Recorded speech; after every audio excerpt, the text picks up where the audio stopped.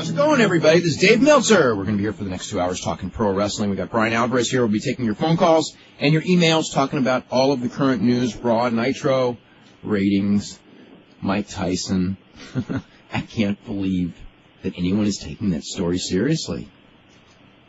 Brian, are you there? I'm here. Antonio Inoki yesterday at the airport on his way back to Los Angeles at the Narita airport had a press conference. And, was just talking about, they've got the Tokyo Dome, they're going to run Mike Tyson against Naoya Ogawa. Said they're going to pay Mike Tyson between 4 and 5 billion yen, which is roughly $40 million. Oh, yeah. And I'm just thinking, okay, great. You know what I mean? It's okay, how do you make back... Okay, Mike Tyson against Lennox Lewis is not... Mike Tyson can't make $40 million. He can't make close to $40 million for that fight. How is he going to make that amount of money for a match, work, shoot, or indifferent with Naoya Ogawa? I mean, think of the box office potential, and the United States is still the main country when it comes to drawing revenue on pay-per-view, which is the main revenue source for a big fight. And think of how many buys Mike Tyson and Naoya Ogawa, most likely on tape delay, and most likely it's going to be either one of two things. It's either going to be a work match, or if it's a shoot match, one way or the other, it didn't go in 2 minutes, most likely. Maybe Inoki hopes that the yen will be devalued by June. No, upvalued. Okay. Or he meant pesos. He's going to pay 40 billion pesos. Yeah, something like that. But anyway, that's now, somebody emailed me something today that I didn't get a chance to check out yet, but something like an ESPN article on Mike Tyson. Is that what you're talking about? No, that was just Shelley Finkel just saying that, there's nothing to this story. Okay. It's totally made up. Okay. So that's what the ESPN... I was afraid ESPN might have reported it as a fact. No, it's actually an AP article that's gone around, which is just Shelley Finkel denying everything. Saying that he's never even spoken to these people, and that the lawyer who sent the fax, Michael Smith, I believe, sent the fax to Inoki that he read on that pay-per-view last week, has been put on notice, or something like that. So, anyway, that's the deal there. Let's see. I was very surprised last night, watching Raw, at the lack of mention of that 2 out of 3 fall match, the lack of appearance of Triple H, who I figured would do about a 40-minute interview. I don't know what it... That's tonight. Yeah, I guess you're probably right. I was just told that... I actually got the word. There were artistic reasons for Triple H not being on the show. So, I'll get what artistic reasons is, I'll probably have a better idea later tonight, but that's what I was told. Yeah, it was really weird. I mean, Rock came out, Austin came out, they had their stare down. It's like they started building a Wrestlemania and made just absolutely no mention of it. It's like nothing like Hunter beat Austin last night or anything. It was just... But you know what was weird to me is, okay, they've got the replay show tonight. And now that, if there's ever a pay-per-view that you want to hype the replay show of, that's the one. Yeah. Because it's one of the best pay-per-views they ever did. And the buy rate probably wasn't, I'm presuming the buy rate probably wasn't through the roof because people saw it as the in-between show between between Royal Rumble and WrestleMania. And this is the one, we're all going to buy WrestleMania. This is the one we can skip. And because of that, I think that if they really emphasized that this was like the greatest match in a long time, plus the other match with Rock was a great match, and the Intercontinental match was a great match, and it's just a hell of a show, and they didn't really pump it nearly as much as I expected. Yeah, I don't know why that is. I don't know.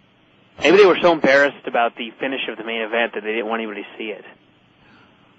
Well, you know what's funny about that, too?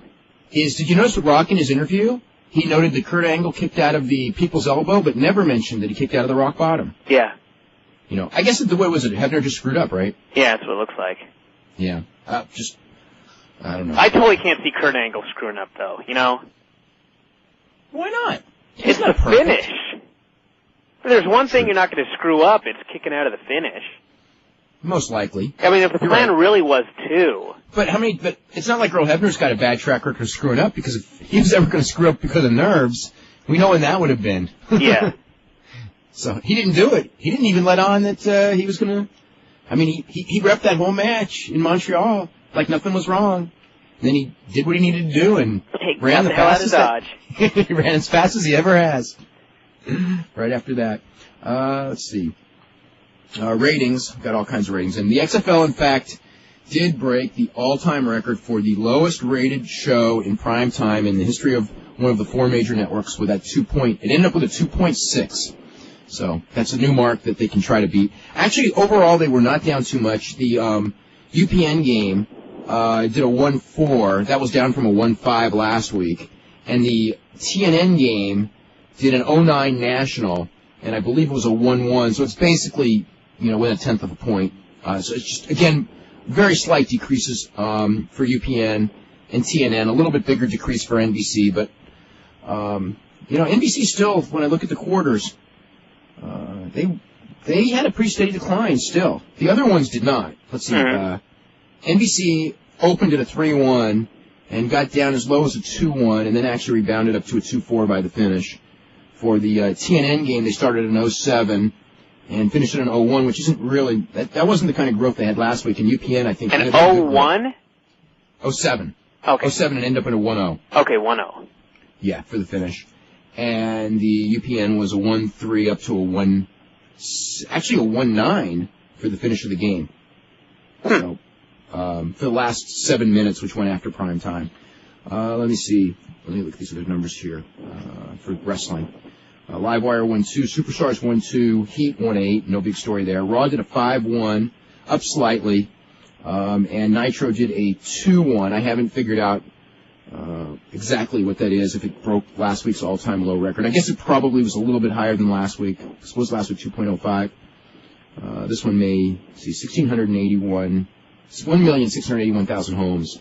I don't have my calculator here, so it's 2.1.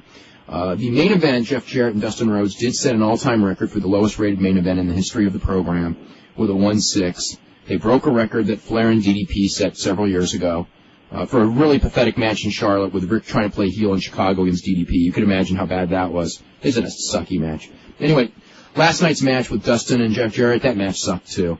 It was kind of funny because I was watching it, and about halfway through I was going, this is bad, it's not that bad. And then, by the time the thing was over, I was like, that was utterly horrible. Yeah. They had a good sick man, though. Oh, yeah, that was awesome. With the return of Booker T. Yeah, I mean, I wouldn't say that was awesome. It was good, though. I really liked it. I mean, it was, I just liked the way the whole thing was set up. Booker came back, just got a huge pop. They went right into the match. He pinned Steiner clean in a tag match. I like that. And I just thought the whole thing was done really well. I mean, as far as, the whole thing about Booker T coming back already, I think that doesn't necessarily bode well for the future. But as far as what actually happened, I thought it was really good. Yeah, they did a good job with it. The idea that they would bring him back and kind of for 1 week's rating, which didn't deliver anyway. Yeah. And it wasn't going to. A return of Booker T ain't going to make, it would make a tenth of a point difference in the whole rating when all is said and done, probably. Yeah. Is it worth, getting rid of your long-term plans for that tenth of a point? I mean, and that's all it was going to do. Yeah. And you bring in Sting if they do that. I mean, I don't know what the plan is for that, but if they were to do that, that's not going to make a big difference either. Hear anything about Arn Anderson other than, I know he had a 2-week suspension. What the details of that? Why I didn't hear any details. I read your thing about it having something to do with booking a match with Luger, and I think it was the Luger-Palumbo match, but I'm not sure. Well, I was watching the Luger-Palumbo match, and he put Palumbo over, but it was like a total Hulk Hogan job. He just pummeled this kid the entire match, did the small package job, got up and just pummeled him again, and I thought, yeah, that's really putting that kid over. So maybe they got pissed about that. They should have. Yeah. That's garbage. I mean, It's like Lex Luger when it comes to putting over Palumbo. They need to put guys over, not that BS fake. Yes. Like Hulk Hogan did with Vampiro and Billy Kidman stuff. Yeah, that was really helped their careers. Yep. Let's see, Thursday night in Naucalpan, Mexico, at the IWRG TV tapings, the biggest match of the year in Mexico. Hijo del Santo putting his mask on the line against Dr. Cerebro. So we'll have that result probably on Friday. Let me see what else we've got here. Let's see, more Tyson stuff. Just the economics of it. How is that thing? They don't have strong pay-per-view in Japan. They don't. Closed circuit, for all intents and purposes, doesn't exist. If if Mike Tyson fought Naoya Gal at the Tokyo Dome, it would sell out the Tokyo Dome. And they probably could jack ticket prices up to the point where they could probably do 7, 8, 9 million, okay? But where do you make the rest of your money? Mm-hmm. I mean, it just economically, it doesn't make any sense. We forgot to do this yesterday, and we also have today's. This is some of the poll stuff. Very scary numbers. You checked on the poll numbers for Super Brawl are so scary. Thumbs up, 12%. Thumbs down, 7%. Thumbs in the middle, 9%. Didn't see the show, 69%. Is that the highest ever? I think it's either the highest or ties the highest. Which pay-per-view would this be? The January pay-per-view? No. I think the Starrcade was pretty close to that, like maybe 60%. Yeah, Starrcade was really high. Yeah, but that's why there's an economic disaster in January. Remember? That's right. Yeah. Okay. For No Way Out, 61% thumbs up, 3% down, 7% in the middle, 29% didn't see the show, which is also a little bit above average for didn't see the show, but as far as the reaction to it, pretty damn good. Tonight's poll question is, what did you think of last night's wrestling? A, Raw was better. B, Nitro was better. C, didn't watch Raw. D, didn't watch Nitro. E, didn't watch Raw or Nitro. And we'll talk about Raw and Nitro. What are your thoughts on Raw? We'll start with that. We'll start with Raw. The one thing about Raw that, I didn't really like either show last night. I like both. You did? I liked the whole Booker T thing on Nitro, but overall the show, I guess it was all right. They had the Cruiserweight tag team tournament match, and they actually announced the brackets and everything. But I thought the announcement of the brackets kills the tournament. Just because we know who's in it now. Yeah, it's like. I know, but I want to at least praise the fact that they announced brackets because they usually. Okay, yeah. So it actually looks like a real tournament to me. This is one of those things that they should have saved for when they have a Cruiserweight booker. And when they have their act together, because to me, this tournament, you needed, I think, to get this tournament over, you needed a Mexican team, you needed a Japanese team. You needed a lot of people that no one's ever seen before, and I'm sorry, but Johnny Swinger and Jason Lee. Jamie Noble and Scotty O. There you go. The fact that Scotty O is in it, that, Johnny Swinger is in it, that Jason Lee, who nobody even knows outside of Ohio Valley Wrestling, is in it. Not that he did a bad job last night. You just need... it looks to people watching this that this is some jobber tournament. And the Cruiserweight division already has that jobber image already. And that's why you need new faces, and new faces that are really good, and give it an international flavor. Hey, this team's coming in from Japan. This team's coming in from Mexico. Hype the fact that they're coming in. And then here's the other thing. The one guy that they are actually doing promo packages for, he's coming.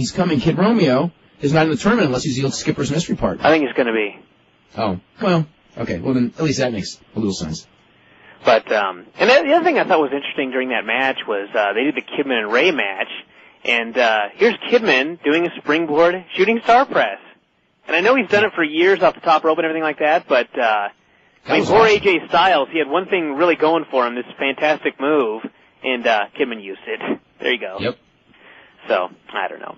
Overall, I wasn't too impressed with the show other than the sixth man. And I really thought the main event was just horrible. I hate that heel ref thing, and the match didn't even help with the work in the ring. But overall, I wasn't impressed with that show. And Raw, I liked the stuff with Rock and Austin just because the fans were so into it, and you could tell that they're just going to go crazy for that match. Dean Malenko and Taco was all right, but it was really short. And then, of course, they had the main event, and it was Kurt Angle, The Rock, and The Big Show. One man who does not fit. And I will say this, the match was a lot better than I expected, but at the same time, it was so much worse than it would have been with just Rock and Angle in there. Plus, everybody was running in. You got Albert on at 11 o'clock at night, beating up The Rock. Well, that was totally wrong with that. I think that the whole deal is they're just trying to get over these guys in the hardcore division, and Albert all the guys who don't have a role, they're in the hardcore division. But why ruin what could have been a good main event by putting Big Show in there and doing all these run-ins? Because they had no way out. What do you mean they had no way out? They had no way out of the match. They weren't going to beat any of those three guys, so they wanted to beat... I'm just wondering why they even made the match in the first place. So they wanted to beat S.A. Rios. Well, they did that thing. I'll tell you what, now The one thing that I will say, when that match started, okay, remember we were talking about the Big Show doing his run in the main event and hurting that main event? And yeah. Like, well, maybe it'll make sense on Raw tonight. Now that I saw Raw, I'm even madder that they did that run in because they could have done a million things on Raw to set that match up and not ruin. I don't want to say ruin. That's way too strong a word. Not hurt. I mean, if you take that Big Show thing out of that match and the finish out of that match, you know, where the referee screwed up or whatever, I mean, you had a match that was probably just as good as the Helmsley match, or very, very close. And, you know, the big, you know, it's like, why, you know, I don't know, why have Big Show run in something good? I'm just so frustrated with Big Show being involved in the main events at all. Well, I didn't mind that they put him in a three-way, but, you know, the whole thing is... I did because it took the three-way down. Or it took the match down. Well, they'd already done the run. I mean, once they'd done the run-in, you knew where they're going. They had to get him involved. Yeah, I mean, the whole thing is... The decision to get him involved... Go ahead. The decision to get him involved, I mean, I totally disagree with because he hasn't earned it. Yeah. I mean, that's the whole thing. I mean, the WWF right now, their upper card, you know, their main eventers are really, really good. And to throw this guy in there that's going to take down every single match because he's nowhere near their level, just because he's big, it just drives me crazy. I mean, I was watching him last night, and I watched him the last couple times. That's been the Vince McMahon mentality from ever since he was a child. Yeah. And I mean, the whole thing is, I will say that he's working harder, and he's trying. But at the same time, they could put me on the XFL field, and I could work really hard and try. That doesn't mean I should be in the game. And you won't help ratings either. No, I wouldn't help ratings. I'd have a shitty game, and there's no reason for me to be in there. Now, I got a question. Being that you're not a football fan at all, what did you think of that Jesse Ventura Rusty Tillman angle? Because to me, as someone who is a football fan, I thought it was so unbelievably pathetic. Well, I fast-forwarded through it, so that's what I thought of it. Oh, it was just so bad. You know, I guess Trish wasn't going to be dumping Vince, was she? No, she wasn't. Kind of figured that one was coming. Actually, I think it was pretty obvious that one was coming. Not exactly what they did, though. It was rather gross, actually. Yes. But anyway, that's what happens. How come they never do that to China? You know, because Trish Stratus, remember how China was ripping on Trish Stratus and everything? And I think that the performance that Trish Stratus did on the pay-per-view was better than most, but not all, of China's performances in her career with a hell of a lot more training. Now, and with better workers. Yeah, with much better workers. China usually has good people to work with. China's never worked with anyone like Stephanie before. Oh, imagine that match. Yeah. Now, last night, in that 2 minutes or so before they did their little angle and Stephanie and Trish worked, lightning did not strike twice. That was really... I mean, I guess it wasn't hideously bad, but it was as bad as I expected the match night before to be. I don't know if there's something wrong with me, but when Vince was chewing out Steve Regal, chewed him out 2 nights in a row, in the very, very back of my mind, the markish portion of my mind, I thought, I hope he stretches Vince tonight. But he did. Yeah, right.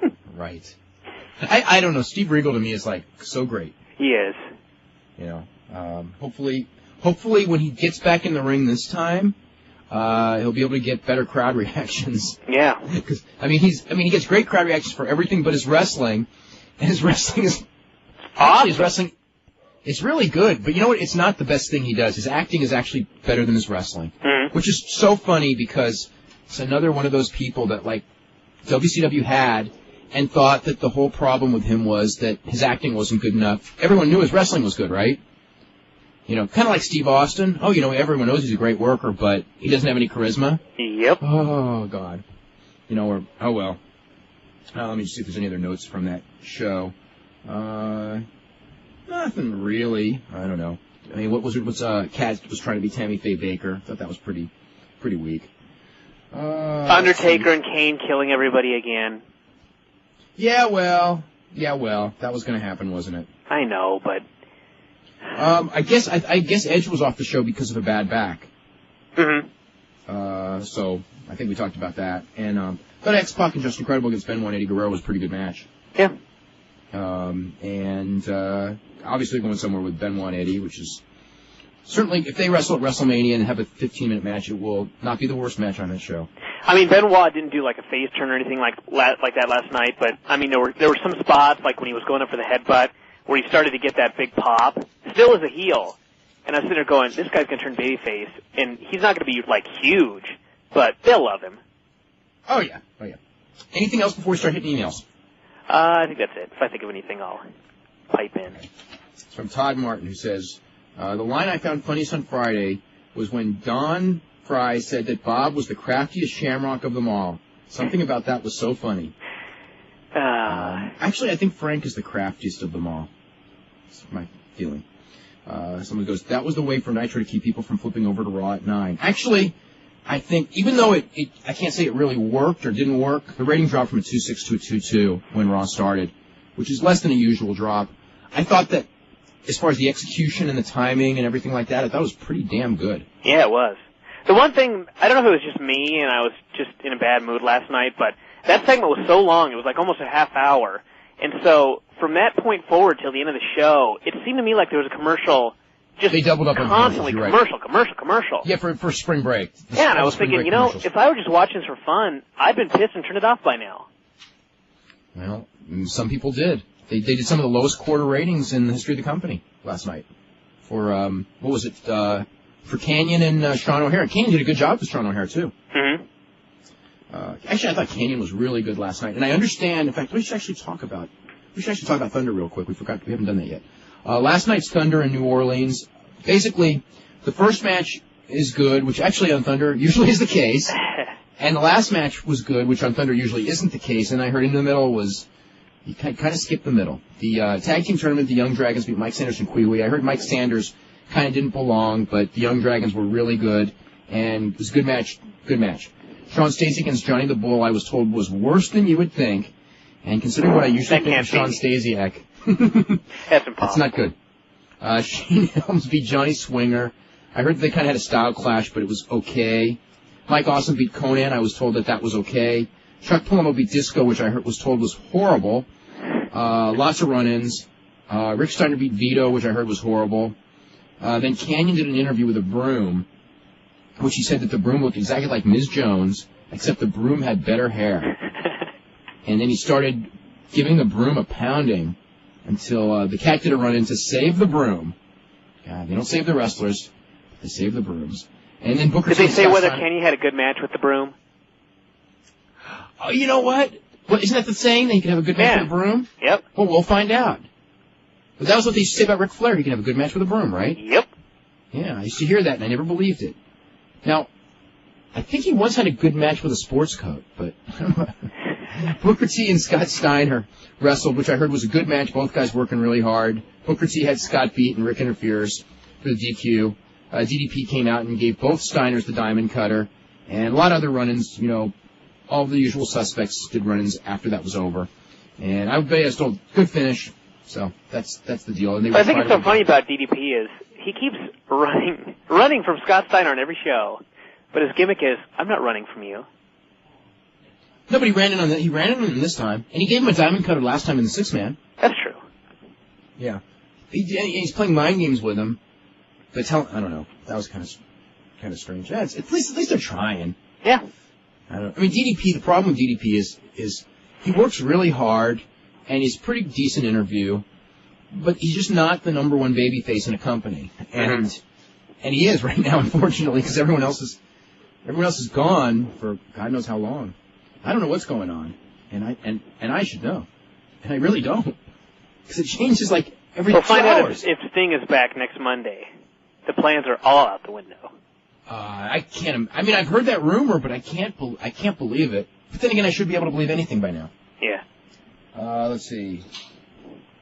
With all the crap that people gave Russo, do you really think that Booker T, Scott Steiner, and Jeff Jarrett would have been pushed as hard with Kevin Sullivan booking? Actually, Sullivan was. Scott Steiner wasn't because he was on suspension at the time for most of that, and Booker T wasn't. With guys like that at the core of WCW, Russo's work may help out in the long run. No, believe me. As far as the long run, the damage that he did is far worse than any of the upsides of his. I don't even know hardly any upside other than he did get. He gave the young guys, some of them, a chance. Okay, now not in the best way possible. Okay, you're right. He did. He really wanted to. But today, how many of those guys actually are elevated because of anything Vince Russo did? Yeah, it's because he had no clue how to do it. Yeah, I mean, no, Booker T. He's the only one. Mm-hmm. Booker T kind of got to a different level, but nobody else. I mean, is Billy Kidman more over now? He's less over now. Even though he got a program with Hulk Hogan, he ended up being less over. I think the thing with Booker T, though, was he was a guy that I think was just waiting to get over and be huge, as opposed to some of the guys like the Thrillers being thrown on TV that there's just no way, no matter what they do with these guys right now, that they're going to be over huge. Well, they're not ready, and everyone knows it, especially because of the interviews. Mm-hmm. Boy, that's such a weakness whenever they talk. It's Sean O'Hare. Let's see. It's from Eddie in Atlanta. What was up with Tommy Rich getting the NWA title for 4 days? Did he ever defend it, or was it his first title defense the match where he lost back to Race? I think that he won on a Monday, lost it on a Friday, and I think he retained it on a Wednesday. But this is 20 years ago, and I don't remember perfectly. I never understood why he was given the belt even for a few days. If you were watching Georgia Wrestling in 1981, it was totally understandable. I mean, he was the big star of the promotion. They had done an angle a long time before where he left the territory after losing to Harley Race because he basically promised to win the world title. He went back to Memphis for a long time, and he came back. And he basically, I don't want to say he had to win it, but if he didn't win it, it was one of those things. It had been built up for like a long, long time. I was surprised that it happened because Tommy Rich was only a star on Georgia Championship Wrestling, and usually the NWA would give their world titles to guys like Dusty Rhodes or Flair. Flair ever won it by 81? No, Flair won it first in 83, I think, right? No, 81. Right? Flair won in 81 and lost it in 83. Yeah, okay. He won it in 81 from Harley Race, right?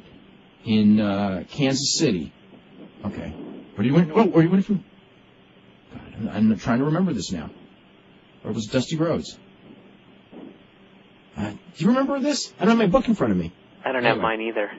Okay. I lent it out a week after I got it, and I haven't seen it since.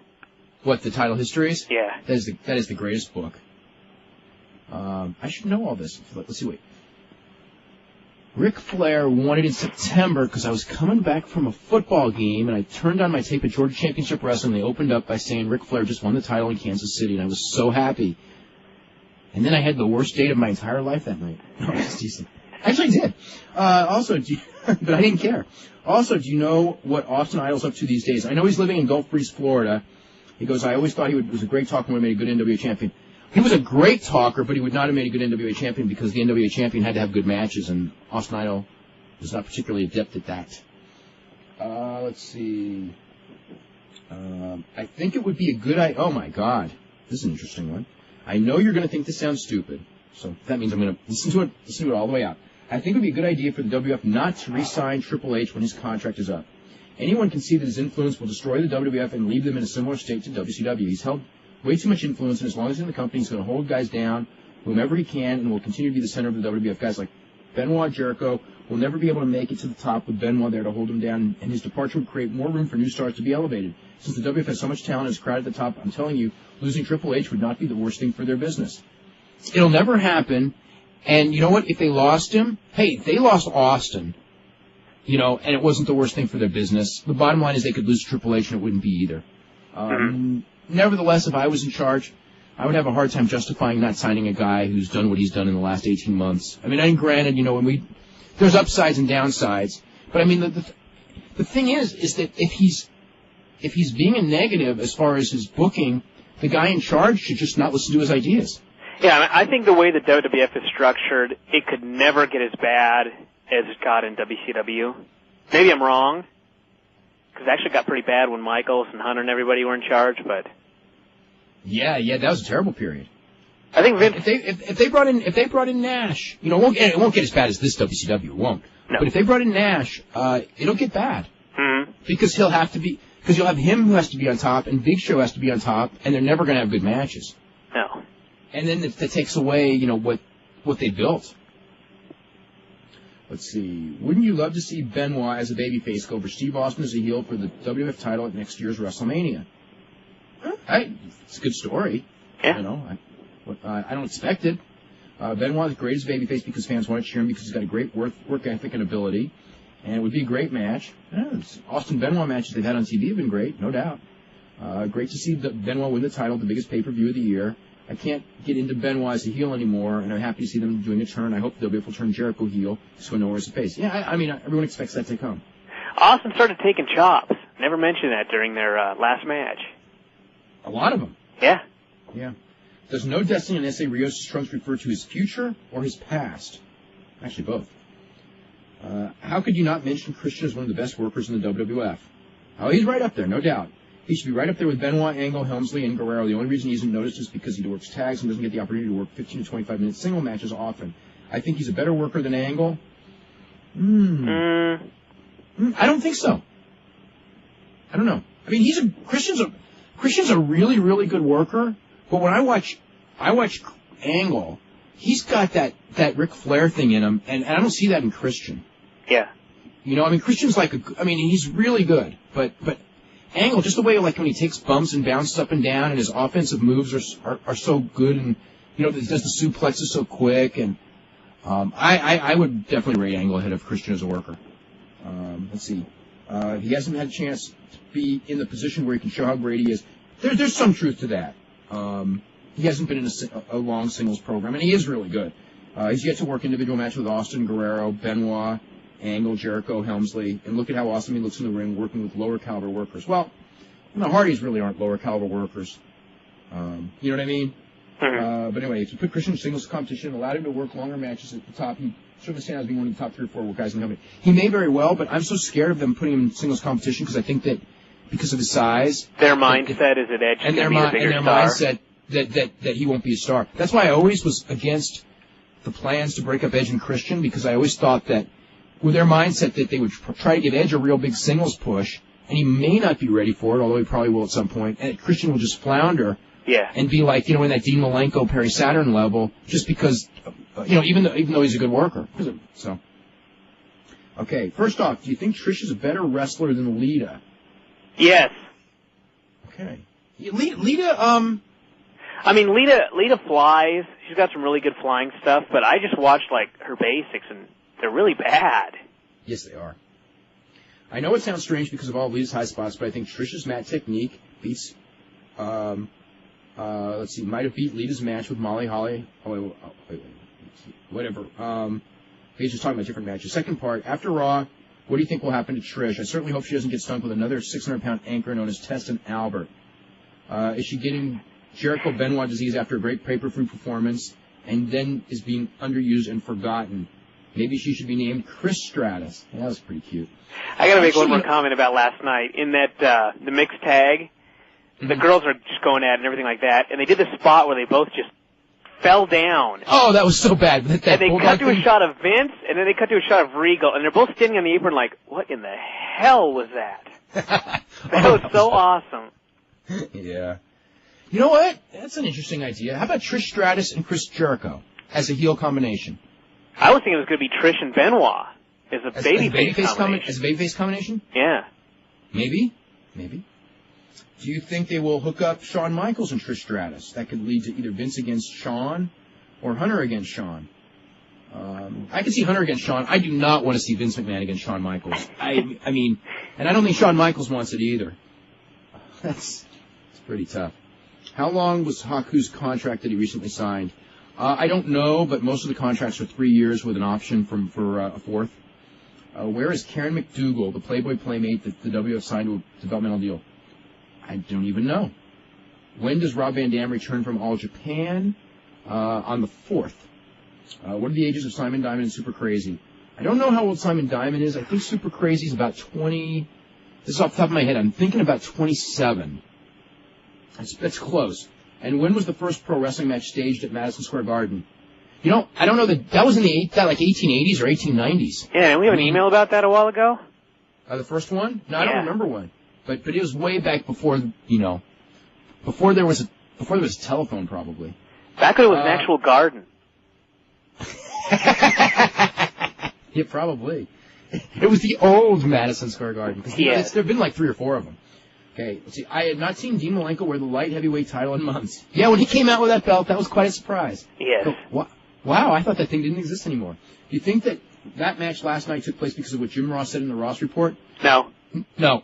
I think they just want to do something. If the ratings drop the most during that match, that only gives Vince a bigger reason to drop the belt for good. I know a lot of internet fans like the light heavyweights, but let's face it, casual fans don't care. Of course they don't care. They've been taught not to care. How could you care about Dean Malenko defending a belt against Taka Michinoku? Yeah. Even though, hey, for their 3 minutes they did a good match, but why would you care? Mm-hmm. Got a lot of emails to get to. We're going to go to the phone calls. We got full bank calls as well. We'll start with Harry in Oregon. Harry, what's going on? Hey guys, how you doing? Hey. Doing really good. Yeah, the broom angle really isn't that shocking on Thunder considering how a mop got more ring time than Triple H last night. Yeah. Well, hey, not more interview time than he's going to be getting in the next week. So. There you go. Hey, did either of you see or hear anything about Jesse Ventura on the National Press Club conference on C-SPAN last night? No. Yeah, I got caught part of it last night. They asked him about the Rusty Tillman angle, and he actually downplayed it. He said, I respect him, he's a good coach. So almost like even he's really not that into it. Well, I think someone sent me something about that last night. That's a good. That's a good way to build an angle up. Yeah. Then they asked about the plummeting XFL ratings, and in classic Jesse form, he said, "Well, give yourselves a hand," and then proceeded to sarcastically clap at the assembled members of the press, basically blaming them for killing the XFL. It's their fault. I mean, someone's got to be a scapegoat for these ratings. Isn't that what WCW fans said about us? Not too many of them, really. But we got a few. But some, yeah, that's true, some. Yeah, and I might be in the minority, but I really didn't care for the No Way Out pay-per-view just because I felt some of the commentary was off, and it took away a little from the show. What, because of Taz, or? Taz especially. I mean, I think 13 was the number of times he complained about Kurt Angle being the underdog, and he spent so much time echoing JR that made me wonder if he wasn't the illegitimate son of Bob Caudle. Well, the whole deal, I mean, they were told, because Kurt was losing, that you got to pump Kurt. They really wanted to protect him with that loss, and they may have just gone overboard. And there's only so many ways of saying, God, Kurt Angle won a gold medal. He's one of the greatest athletes. He's only been here for 2 years. You know what I mean? Right. I mean, how many? They had 17 minutes, and they kept saying. Yeah, but and also, I mean, just minor stuff, but still, you can see, like there was no reference to the fact that JR once broke a pitcher over Taz's head. And that's a valid point. That was. I didn't even think about that. Not acknowledging that old angle. And Taz calling him a rubber-faced bastard. There should be a little bit more tension there than they showed. You're right. And not only that, but JR really didn't seem too upset about the fact that Triple H pedigreed him on SmackDown a few days ago. He made a couple stick comments on it, but I just got the feeling if he doesn't care, why should the fans? That's a great point. And you know what? We should have worn a neck brace. The only problem is, I guess he couldn't because he'd have to wear that neck brace on that XFL game. That would just be, and then they would just be roasted. Like he isn't already. They never should have done that angle, I think is the answer. Because if you can't sell an angle, then why waste your time doing it? Well, and didn't Triple H break his arm like a year ago after he first won the title? Yes, and he only sold that one for about 2 weeks. But at least he sold it. He had that little cast on and everything. And they did the really bad sound effect carryover with the Slim Jim snapping when he broke it or something. Yeah, that was pretty corny. And a rare, and just not to beat up Jim Ross, speaking of roasting him, but a rare mistake he made was during the Hardcore Cluster, which the less said about that match, the better. He said that 2 years ago at this event, the Big Show debuted. It was a February pay-per-view, but technically that pay-per-view was titled St. Valentine's Day Massacre and not No Way Out. Like I said, a minor thing, but pretty uncharacteristic of JR. Yeah, well, that's true, but I don't know. I don't know what to say. That is minor. Hell hath no fury like us trivia mutants. Yeah, that's true. Hey, you want to get technical? They must have said 5 times. I mean, not 5, but 3 times he was the only gold medalist in the history of the WWF, and that's not true either. That's very true. Yeah, he was, as best I can tell, the second gold medalist. And we're not talking about the Iron Sheik either. Bad News was bronze, right? Bad News won a bronze in '76. Yeah. Okay. Yeah, the only one was Willem Ruska, who was only in the WWF for a couple matches, but he was in there, and he did win, I think, 2 golds in '72. Yep, and speaking of trivia, wrestlers annoying other wrestlers trivia, I'm going to send you guys tonight. Cool. I love those things. So enjoy that. Okay. All right, guys, take care. Okay, is this Phil in D.C. or Bill in D.C.? Hey, guys. It's Phil. Hey there. Hey, you guys hear me? Yeah. I can hear you fine. Okay, cool. I picked up that date for you. Flair won it on Flair 9/17/81. I knew it was from in Kansas Dusty City. Rhodes. Over Dusty Rhodes. Dusty Rhodes had beaten Harley Race at the Omni, right? Yep. It's Atlanta, Georgia, so I'm assuming it's the Omni. It was the Omni. It's all coming back to me. And Flair won it in Kansas City. Yeah, at the and then lost it to Jack Veneno in Dominica, evidently, which I'm looking at the site I'm looking at. I guess that's one of those fandom changes, right? You know what the Jack Veneno story is? Do you know that story? Oh. You guys don't know? Brian, do you know the Jack Veneno story? No. This is a great story. Ric Flair went down to, was it San Domingo? Or was it Venezuela? Looks like it says Dominica, so it didn't say... Dominican Republic. Okay, Dominican Republic. Okay, Ric Flair goes to the Dominican Republic. He's wrestling Jack Veneno, who's the local hero. There's about 30,000 people in the stadium. And something happened. I think that there was a gunshot towards the ring. Or something really weird. And Ric Flair panicked and basically pulled Jack Veneno on top of him and told the referee to count to 3 and got out of the building. And then in the dressing room, they gave him back the title. Ric Flair actually never beat Jack Veneno back for the belt. So Jack Veneno is the real NWA World Heavyweight Champion? He is the lineal champion. Carlos Colon is because Carlos, or whoever holds that Universal title, because Carlos beat Ric Flair in that unification match, and then Rick came back to the States with the belt in '83. Right, yeah, it says here he beat him January 83. January 6, 1983. Coreyissue.com, they've got all the world title stuff up there, which is kind of a neat thing to look at. And you mentioned Flair and the broomstick. You saw the match, I didn't, because I wasn't watching WCW then, but you said he had a pretty good match with Russo. I guess Russo would probably be worse. Oh, he had a good match with Russo, right? Yes. Russo is about as close to a broomstick as you're going to get. He had a 3.25 star match with El Gigante, too. Really? Are there tapes of that? I don't know. But you saw it live? No, he had them in every city. Wow. I mean, it wasn't like one. He had a lot of them. How could I can't even visually comprehend how that's possible.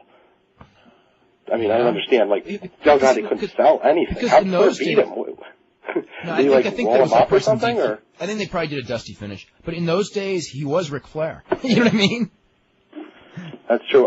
Another thing I wanted to mention was the Dr. Cerebro, Elliot Santa news is, I find that pretty depressing because Dr. Cerebro has like the greatest mask in Lucha Libre. Have you ever seen Cerebro wrestle? Yeah, I saw him when he wrestled for Troy Human. Yeah, he's had the belt in IWRG, one of the welterweight titles or something like that. IWRG TV's kind of hard to get, but he's a really great worker. He kind of reminds me of a young Blue Panther in the way he does mask stuff, and his mask is just so amazing. It's such a shame that he's got to lose it. Well, maybe he won't. It's probably my favorite mask in Lucha Libre. He will. Brian, they don't do screw jobs there. Yeah, they don't just. If it was WCW, or WWF, he wouldn't. But he's doing the mask, absolutely no chance of Elliot Santa losing. Not until he's like 68 years old, like his dad when he finally unmasked. Yeah, but I mean, even his dad never lost the match, though. He just kind of. No. His dad was going to die, so he took the mask off once. Yeah. And then he died. It was the curse. Yeah. I know I figure Elliot Santa will probably be buried in it. Like they let a couple of the most luchadors they don't let retire with them. That's why I never understood. Demon wasn't buried with his mask, was he? They didn't handle it well. It wasn't that big of a deal. Blue Demon died a couple weeks ago. Rey Mysterio Jr. and Psychosis lost their mask because they would anyway. They just didn't handle it good. But the actual act of unmasking them isn't such like this huge insult. I think Demon was buried in it, wasn't he? Yeah, Demon was. I remember. Yeah, he was. Remember there was a picture of him in the coffin. Okay. And the other thing was I went to the Super 8 this weekend. How was it? That was a great show, a really great show. Good. I was maybe from top to bottom the best live wrestling card I've ever been to. I mean, the Battle Royal was bad. I mean, real bad, really bad. But and the other stuff, the tag match with the Haas brothers wasn't very good. I was shocked about the Haas brothers because they work Memphis, right? Now? Yeah. And Steve Regal was there, Bill Dundee's there, Jerry Lawler's there, and they still can absolutely throw some of the worst punches I've ever seen. And you think that's the one thing you might learn is how to throw a correct worst punch. A lot of new guys in wrestling, I mean, they don't punch like the old guys because the old guys, the punch was their big move, so you better be good at it. Now, everyone does all these high spots. So you don't concentrate as much on the punch, and then when you do the punch, especially for people who've watched wrestling for a long time, you're used to a good-looking punch, and then you see a bad-looking punch, and it's like, ugh, God, don't ever punch. Yeah, I mean, that's what I was thinking during the tag match they had. It was just like, good Lord. I mean, have Bill Dundee, go find him in the back, have him sit you down, show you how to throw a punch. Because, I mean, you know, when you do all the springboards. That's not a bad idea. Bill Dundee always did throw a cool punch. I mean, when you get to that, that looks so fake. I mean, it just like kills the entire. You know what though, Bill Dundee, now that he's 60 years old, he may not throw such a great punch. So maybe you. I saw some FCW stuff with Bill Dundee. Does he still? I haven't seen Dundee wrestle in about a year and a half. Definitely old, but he still know how to throw a good work punch. I mean, I think you forget how to do that. As far as the guys, I thought they looked really good. American Dragon looked really good. I mean, I've seen him. He is very good. You know what's so sad to me is there are guys under WWF developmental contracts. You know, like and American Dragon's one of them, and Flash Flanagan's another one of them. Steve Bradley. And they're better than Big Show. Well, no. Well, but like, you know, when Jim Ross does the report on the guys they're going to bring up, yeah, they're never on the report, and it just tells me that they have no intention of ever bringing these guys up, and these guys are they're good. I mean, American Dragon was great. I mean, he really looked, he looked like the best independent worker in the world now that Modest and Daniels are signed on that night. I mean, he had a really good match with Spanky, which you would expect because they worked each other so much. He had the best Reckless Youth match I've ever seen. Like, I don't think they might have worked each other once or twice in Memphis, but and then he had a really good match with Loki, and I'm sure they've never wrestled each other before. And it was just 3 matches, all 3 of them really, really great. And the other thing, which is one of the things that we noticed stylistically, which is kind of cool, and maybe Brian, you want to talk about this, is that from years ago, this is the 3rd Super 8 I've been to, is the big problem I noticed in the first couple, and we were talking about it earlier with the punches, is that the work was really loose, and it's a U.S. Indie, sort of a traditional U.S. Indie thing, but a lot of these matches were really, really, really stiff, like almost, American Dragon Loki was Japan level stiff as far as the kicks and the chops and things like that. And and same thing with American Dragon Spanky, which is so weird because you don't think of Shawn Michaels as being the world's stiffest worker. Ooh, what's that? Oh, what was that? Hold on a second. Is that your fire alarm? That was not a fire alarm. That was like someone being paged or something. Well, he's gone. Let's go to the FBI. Let's go to Scott. Scott. Hey. Scott. Hey, what's going on? I'm doing fine. You know, something really occurred to me last night watching Raw. The whole thing with the Vince Trish, that whole bit with the slop bucket. Yeah. Am I the only one who think you have Vince McMahon standing triumphant, you have a woman being humiliated, and then you have that scatological humor that he loves so much? Did we actually see Vince McMahon's id manifest itself live in front of an entire audience? Oh, absolutely. I think we see that every week. Yeah. I remember that one show where he just tore off in the limo at about 60 miles an hour, and I thought, this guy's been waiting to do this his whole life. And now he's an excuse to do it. No, and this was another one. It's like, this is the excuse to humiliate some, girl that took him for a ride, 34 years ago or something. Well, probably not because he was married, but, these are all things, I'm just waiting for him to have a heel sportscaster. How long before he bases the character on Jim Rome? Well, it'll be Mushnick before Jim Rome. No. Actually, he wasn't, No. Who was the one that was going to be the Mushnick? That guy from Saturday Night Live or something? The guy with the sign, I think, was supposed to be Bozell. Yeah, and then Richards turned into Bozell.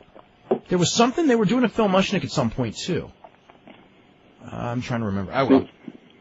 But, I remember I was watching it with a couple of friends of mine and thinking to myself afterwards, like, okay, the ring is now going to be all slippery and wet for the rest of the night. I bet the next match is going to have the light heavyweights. And out come Dean Malenko and Kai and Tai on. And every time I watch Kai and Tai, I just start weeping for what's going to become to Tajiri. How's it going, everybody? Dave Meltzer here for the next 2 hours. We're going to be talking pro wrestling. We've got Brian Alvarez here, so it's going to be taking your emails and phone calls, talking about last night's wrestling, the current wrestling scene, and lots of emails about Raw last night. And we're going to start talking about the angle of Vince McMahon and Trish Stratus before we get into quality of matches and things on the other shows and Lex Luger's performance and all the other things we're going to get to before this segment is over. Brian, what are your thoughts? When that segment was over with Vince McMahon and Trish Stratus, I swear to you, I thought that Vince McMahon was really going crazy. I really thought he was. I thought, like, this whole XFL thing has just driven this man, like, literally insane. And here he is on national TV, expressing it, I guess. I think he's, I don't know. It was just, I couldn't even believe what I was watching. It was like, I was thinking all the times that Vince McMahon has ever, I guess, been snubbed by a woman, and every single time that... Not only him, but those 15,000 people in the audience. Oh, yeah. All the guys in the audience that cannot get a woman. They were there in full force last night. Well, okay, let's not be mean. They may be able to get a woman, but they've also been snubbed by a woman at some point in their life. Which pretty much actually means everyone, but... I guess so. I know the whole game they were tugging at, it was really odd. There was a couple things that were obvious about what they were doing. But anyway, I don't mean to interrupt, even though I always do. No, go ahead. But and everyone that has ever quit the WWF and asked to come back, Vince got his revenge on everybody last night, and yeah, but the ratings came in today, so what did it matter? Made himself total goof in the process. That was a very risky thing to do, because I'll tell you what, if any like executive from NBC just happened to be like watching TV on Monday and not watching NBC and was just kind of switching around, and all of a sudden it's 10 o'clock and they're going, hey, this is somebody who we own 3% of their company and this is their flagship TV show, let's sit there, they'd be going like, oh my God, we already have the lowest rated regular show on the lowest rated show in the history of our network. And this is the guy that's our business partner, even though this is an act. He wrote this. Yeah. I was involved in the writing of this. This is it was quite bizarre. I was thankful that some people, because it, airs here on 3-hour delay. And I always watch Raw. Even though I have a satellite, I watch Nitro. I watch Nitro live, and then I watch Raw on the West Coast feed. So I had gotten several phone calls before that aired, and I was just thankful I got them, because if I had been watching that show with anyone else, there would have been... I don't even want to have to try to explain it. I don't defend it, but I still have to explain it. And the explanation is, well, the reason is because, see, Vince McMahon, it's a psychological thing with Vince McMahon, because the football ratings are down, and they're just going to go like, yeah, right, he's just a sick dude. And then, the thing, well, he's teasing all those fans, so they'll buy Playboy down the line when, because they're never going to see Trish Stratus strip without actually paying money for it, so they're setting up like a big Playboy, and but you say that to a person who's not a wrestling fan. A normal person, and they're like... A normal person who's not a wrestling fan or not a fan of the economics of teasing and delivering in the porn industry and in the wrestling industry, and, that bar, that was some very weird, uncomfortable stuff to watch. And yes, probably... Now, Brian, have you gotten the ratings? Because I have not gotten the ratings today. Yeah, all of them, or? I got the XFL numbers. I didn't get the. I didn't get the wrestling ratings. Okay, basically Raw did a 4.5, Nitro did a 2.1. The Raw show opened at a 3.6. Pretty much was 4s throughout the rest of the show. I don't think there was like a big peak. I don't have them here in front of me, but you don't know what that quarter? Because I expected that quarter. No, but I think it was in the 4s like everything else. It wasn't like this huge. There wasn't like a huge jump or anything like that. Because they were putting that on to get a 6. Well, they didn't. The highest they got was a 5.6 for the final quarter, and then the overrun dropped all the way down to a 5. They dropped for the main event from a 5.6 to a 5? They dropped for the overrun. Yeah, but the main event was completely overrun. Yeah, so they dropped. That is weird. Yeah.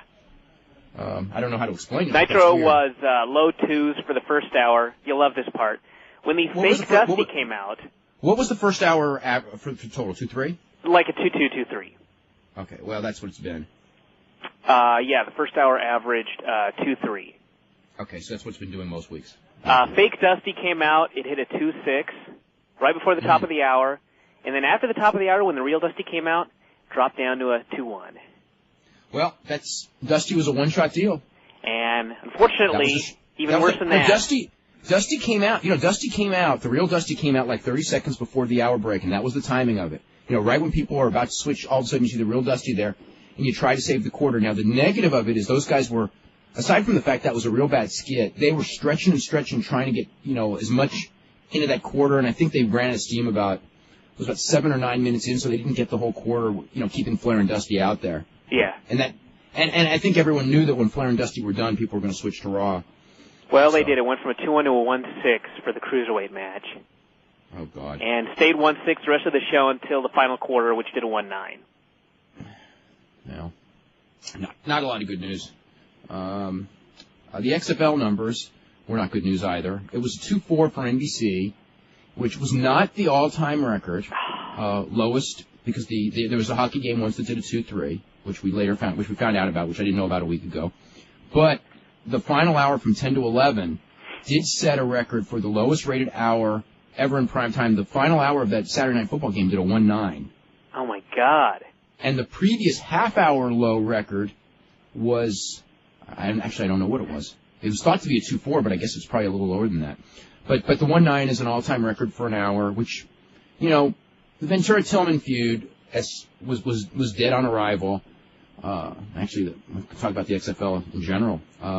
Then the UPN game did a 1-2, and the TNN game, I believe, did an 0-9 on TNN, which would mean an 0-7 nationally, which means it did a 4-3 for the combined thing, which is they actually dropped another 10% from last week. I didn't think they could drop much more. When is the point when it cannot drop any farther? What do you think? 0? Well, absolute zero is the point. I mean, they've already, 3.0 was the NBC point, where, you figured that's the bottom. Yeah. Right? I mean, and it dropped below that. It's well below that now. Who would have ever thought you could do a 1-2 on UPN?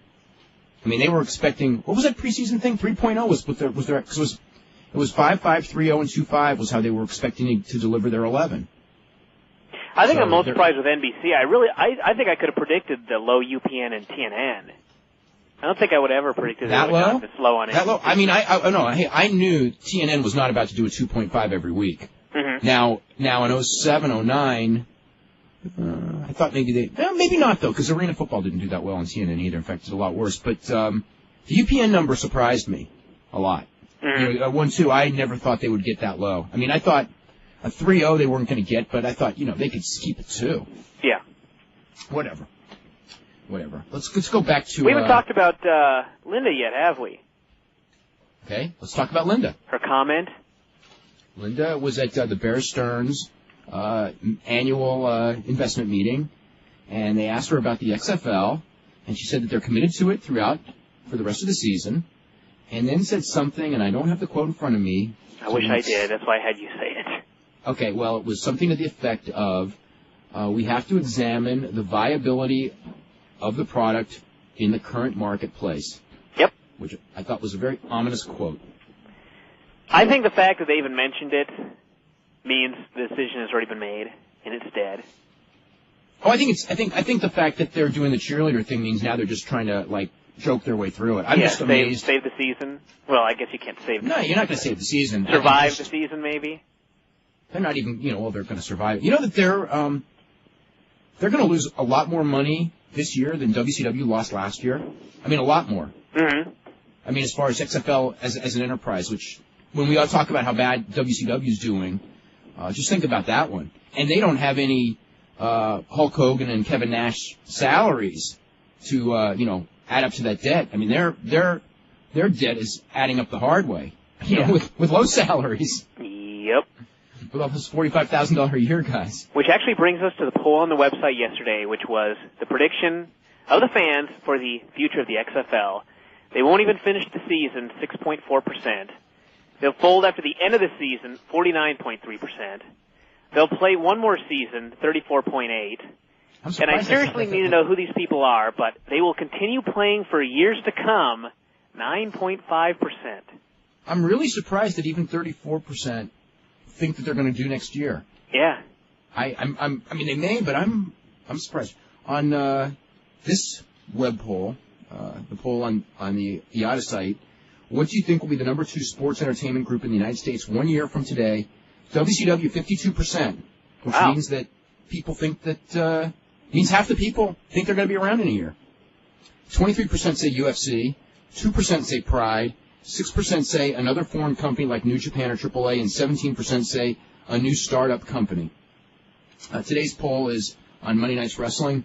Which show did you think was better? A, Raw was better. B, Nitro was better.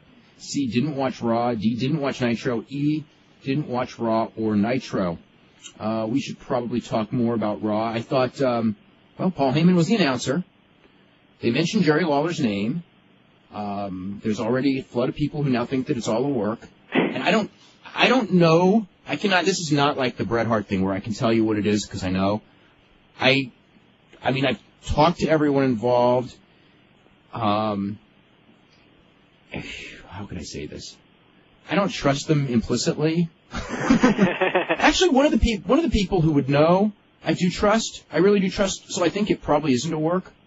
But if Jerry Lawler shows up at WrestleMania and it's an angle, then it's an angle. If he shows up on WCW television, I guess that's the key, that it's for sure not a work. And what if it gets worked out between now and WrestleMania and it was real? It's a possibility. But no one will believe it. Yeah, that's true. Everyone thinks that the whole thing was a setup that they knew ahead of time because Heyman showed up. And that may be the case, and it may not be the case. Yeah. Heyman was on. What do you think of Heyman? I thought it was pretty good. Did you? Yeah. I thought he was okay. Anything's going to be a step down from Lawler, but, I was just sitting there going, this could be Michael Cole, this could be Kevin Kelly, this could be Jonathan Coachman, but it's Paul Heyman, so I was happy. I thought he was okay. I didn't expect him to be, Lawler. I think he got a little bit better as the show went on. He's trying to feel his way. There's no lock that he's going to be doing this permanently, although if they ask him to, he is. So I guess, they only asked him to do it for 1 week. Taz is doing the show tonight with Michael Cole, the SmackDown. Overall, I don't know about the whole Lawler thing as far as why they mentioned it, but I don't think that it was a coincidence that they made all the mentions of ECW. Just throughout the show, up and down. No. Wearing the ECW hat when he was doing commentary, even though he was wearing the hat, but an ECW one in particular. Yeah, they're going to do something. Yeah. Although, if that's the case, why did they go to Rhino and go, can you come up with a new name because we don't like the name? Because if they were going to do that... Well, maybe that was their decision they made before they knew this was going to happen. Good point. Because they asked Rhino about the new name a week ago, although I haven't heard of anyone saying, hey, we changed our... Well... Because I'm sure everybody assumed that he was going to come in, but it's not like anybody knew when it was going to be. I mean, it's not like they're going to hold Rhino off until they know Heyman's coming in, because, who knows how long that could be. Yeah. So, they could do something. The problem is that it's, you got to be satisfied with the fact that this interpromotional feud will be for, the mid-carders. Yeah. I don't even get the mid-carders. I think it's for all those guys that don't have a program, your Billy Guns and Alberts, Perry Saturn. I don't see them, feuding the ECW guys, say, with, Benoit or Eddie Guerrero or the Hardy Boys or anything like that. I mean, they could. I think they may go that high. Do you think? Maybe not. I mean, they were sure mentioning the Dudleys as, like, former ECW stars and everything like that. Well, they could. They could, but that's also Paul, trying to get over with his audience. Yeah. And not feel, it's like, Paul, one of the things why the Lawler mention was made by Heyman, I believe, is because I think that Heyman didn't want to come in and by praising Lawler, people wouldn't be mad at him for replacing Lawler because he praised him. I think that was his way of, knowing that he wasn't going to live up to the Lawler thing because it was his first weekend and he just wasn't going to be able to. And that way to kind of muffle that, because I don't think, he wasn't happy being thrown in that situation because he thought whoever was in that situation was thrown into a bad spot. Yeah. There were the Jerry chants, too, last night. Were there? I didn't hear them. Yeah, in fact, there was one segment, I can't remember what Heyman was talking about, but he was talking about something, and they had a shot of him and Ross. And I don't know if it was playing on the Titantron or what, and people were pissed off, but they were chanting Jerry. Mm-hmm.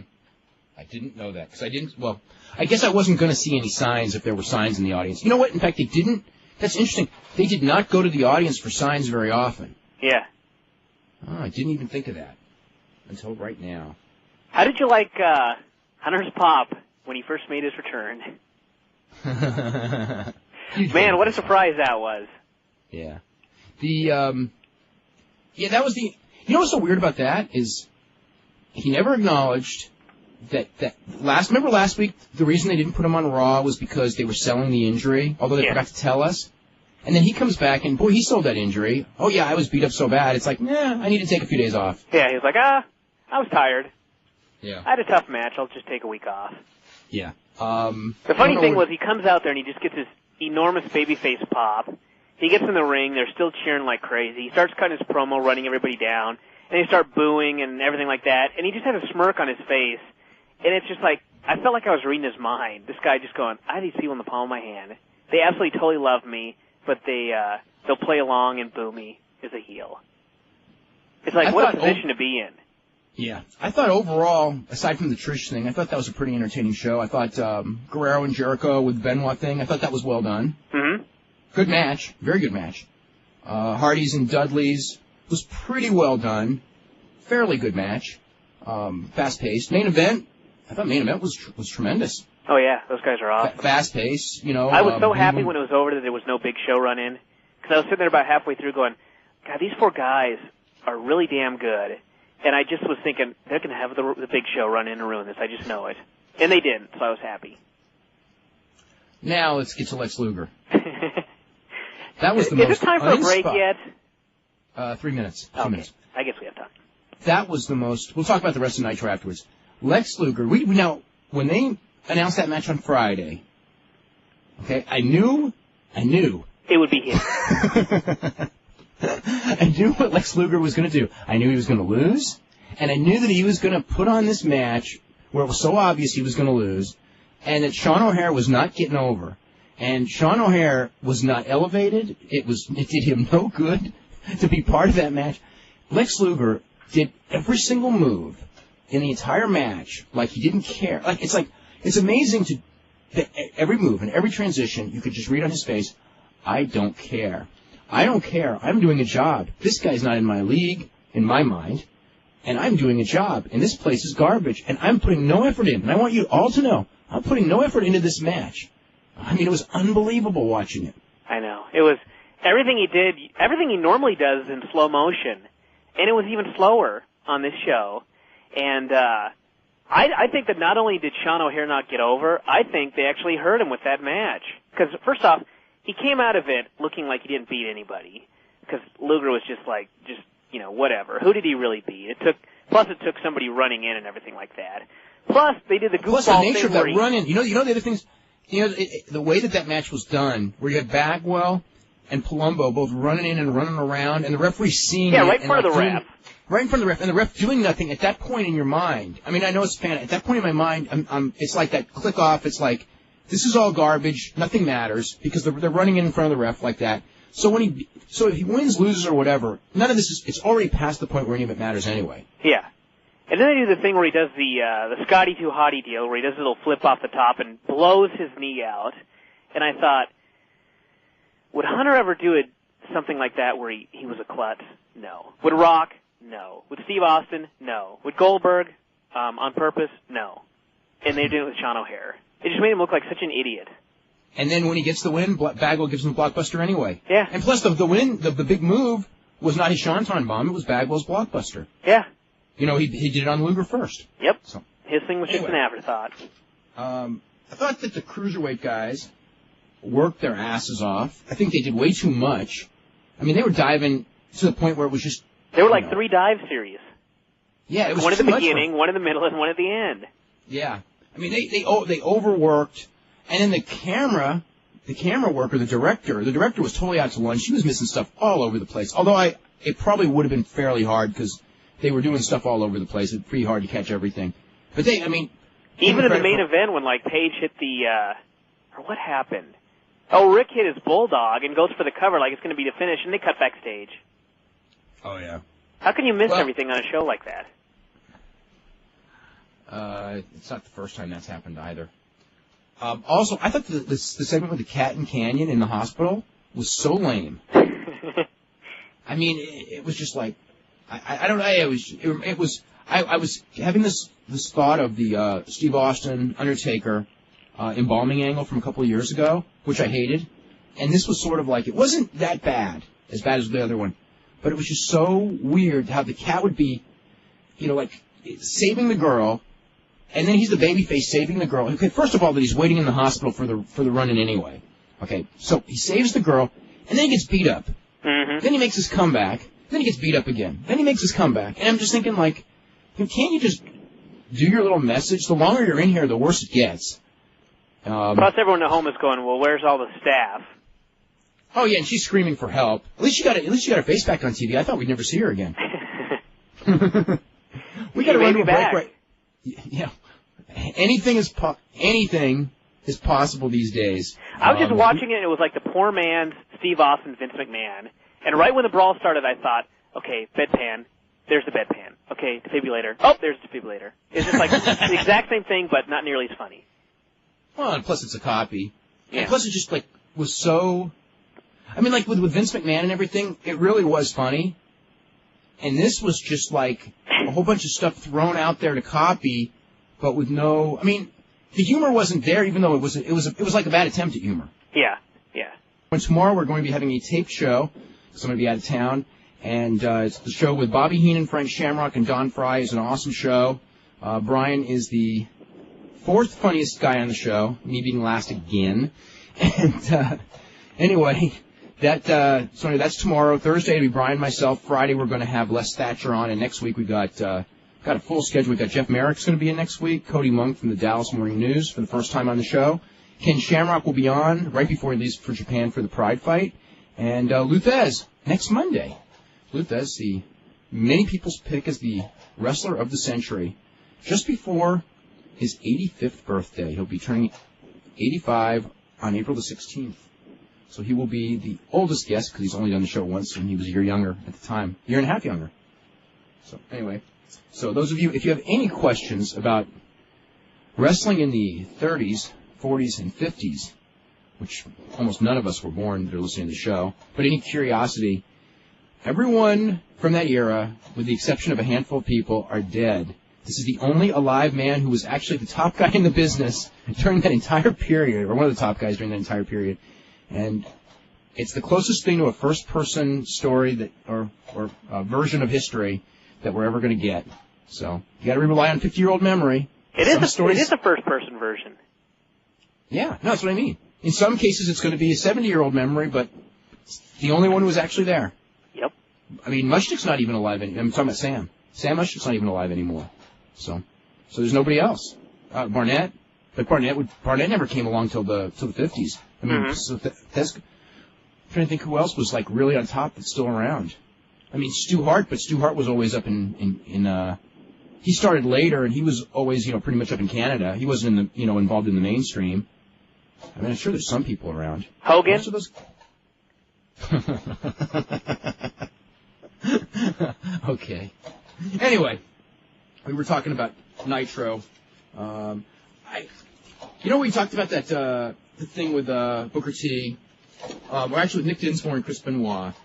The run-in, DQ, and what you feel like when it's over, and how Cornette did it right. And then right after the show, I'm watching Booker T and Rick Steiner, and they do the exact same thing. And actually, I'm not complaining about this because when it was over and they did that run, I'm going, oh, God. But then when I saw that they were setting up a tag match, I go, okay, at least we're going to get a pin in the tag match, which, in fact, we got. And DDP got a pin, which makes sense, being that DDP's challenging for the title in the main event. So when the show was over, it was, it was all right. It was just, but my immediate feeling was, here's Booker T, he's got Rick Steiner pinned, and then Scott runs in for the DQ, and it's just like, Yeah. It gets done so much. I mean, overall, like, the show to me was just like, well, there was a Nitro. And, I mean, I don't know. They need to have, like, the most extraordinary shows every single week. It's not going to happen, and nothing's going to happen different until, everything is in a holding pattern until this sale thing gets worked out in one way or another, and there's someone in charge who can... Yeah, but I don't fully believe that, because they didn't have to put Sean O'Hare and Lex Luger in there with that atrocity and some of the other stuff that they did. Okay, you got to remember that's still the thing where they don't really get it. And they don't get that, like, certain guys... what veteran in that company... Okay, let's think about this one. What veteran in that company actually puts people over? Maybe Flair, to where they actually get over.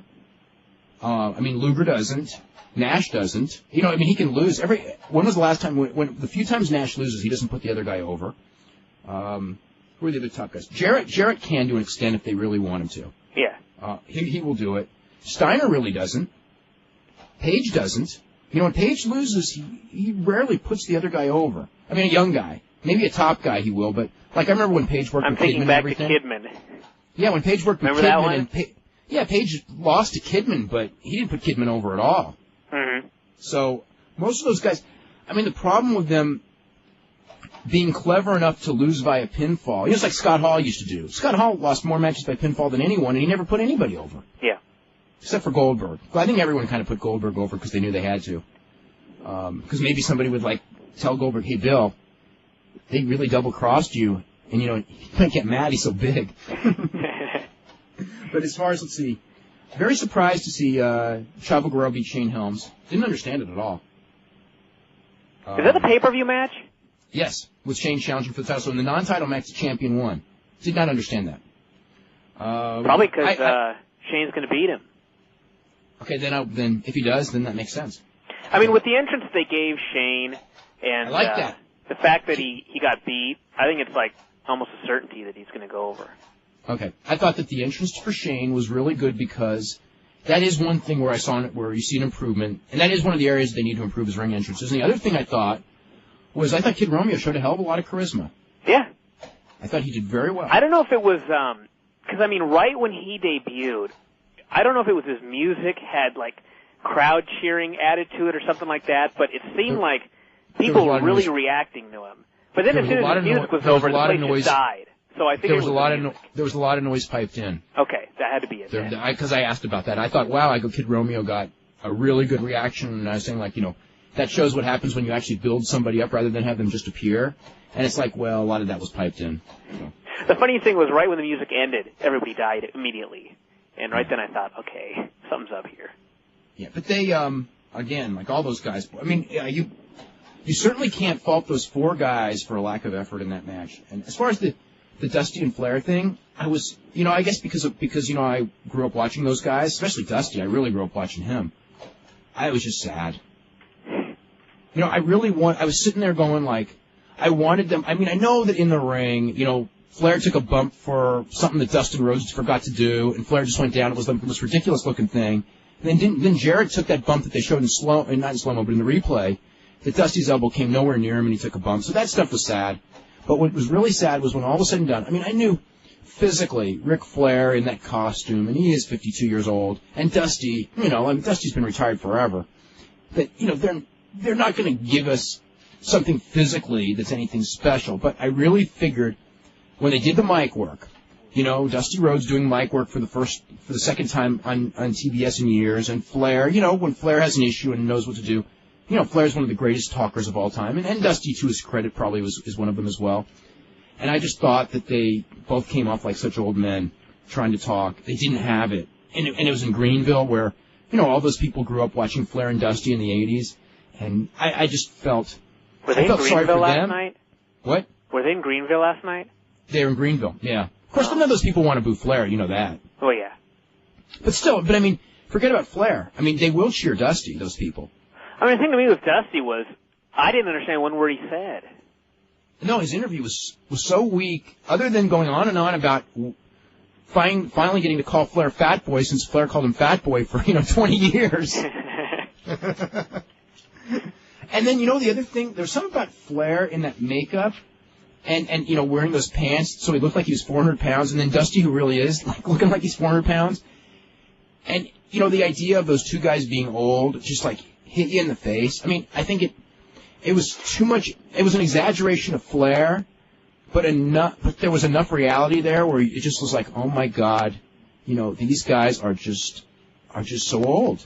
And the thing was with Flair, when he took the makeup off, he still had enough makeup on that he looked like 150 years old. He took good bumps for a 150-year-old guy. But just the whole, they're going to be doing the tag match. And totally ignoring the fact that he's supposed to be retired. Well, they're going to be doing a tag match. Well, I can work with Dusty. Let's see, they're in Jacksonville. Maybe the people will give Dusty a break because it's Jacksonville. They it's not going to mean anything for the buy rate. And the other thing about it is Dustin. decent. I hope so. The problem also is Dustin just doesn't got it. I mean, Jarrett barely really doesn't either. I mean, although he's competent, there's something about Dustin. He's got negative charisma. It's like his dad got All of it. All of it. Like, it only wasn't split or anything. His dad got enough for 5 guys, and poor Dustin has to pay for it. He's got -4. Yeah. Anyway, any other news before we hit emails? We've got tons of emails. Let's go to emails. All right. This is from Michael. What do all the references to Kool-Aid mean?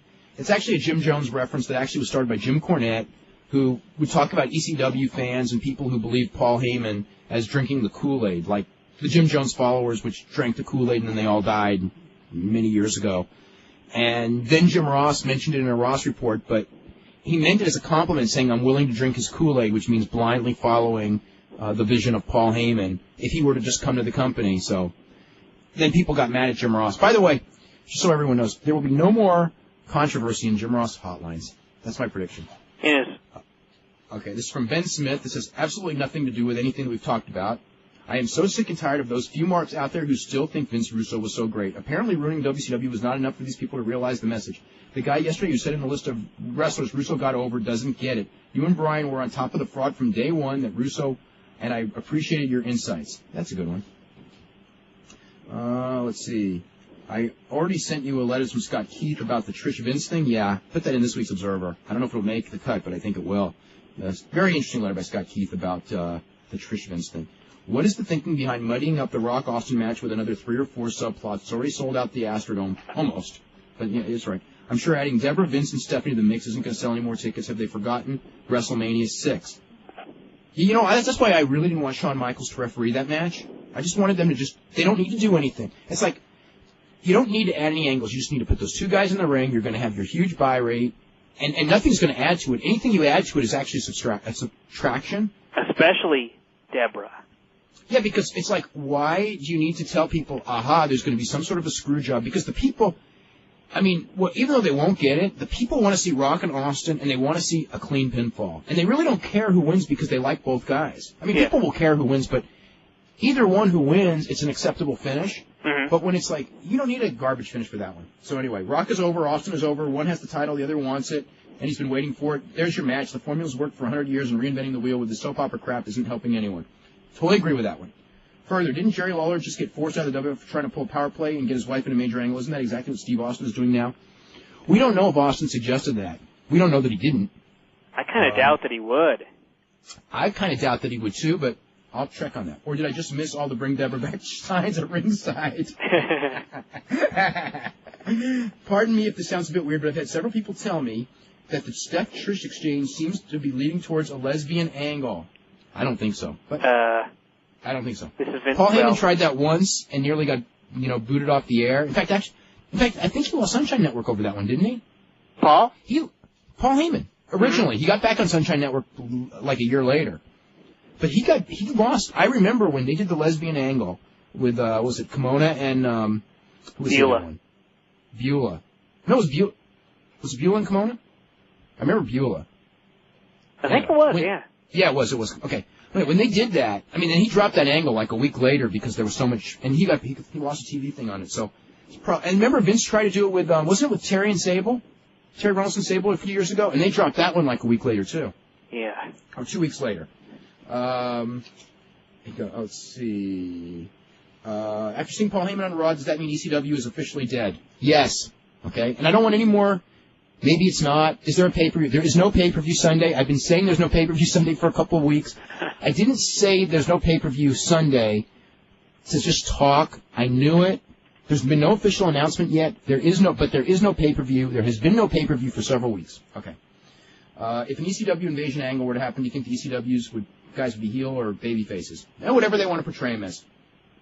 Do you think Raw always beating Nitro head-to-head could be attributed to the encore presentation of Nitro? No. I'm not going to read the rest of this letter. Let's see. Just like how there was the encore presentation back when Nitro was winning the ratings?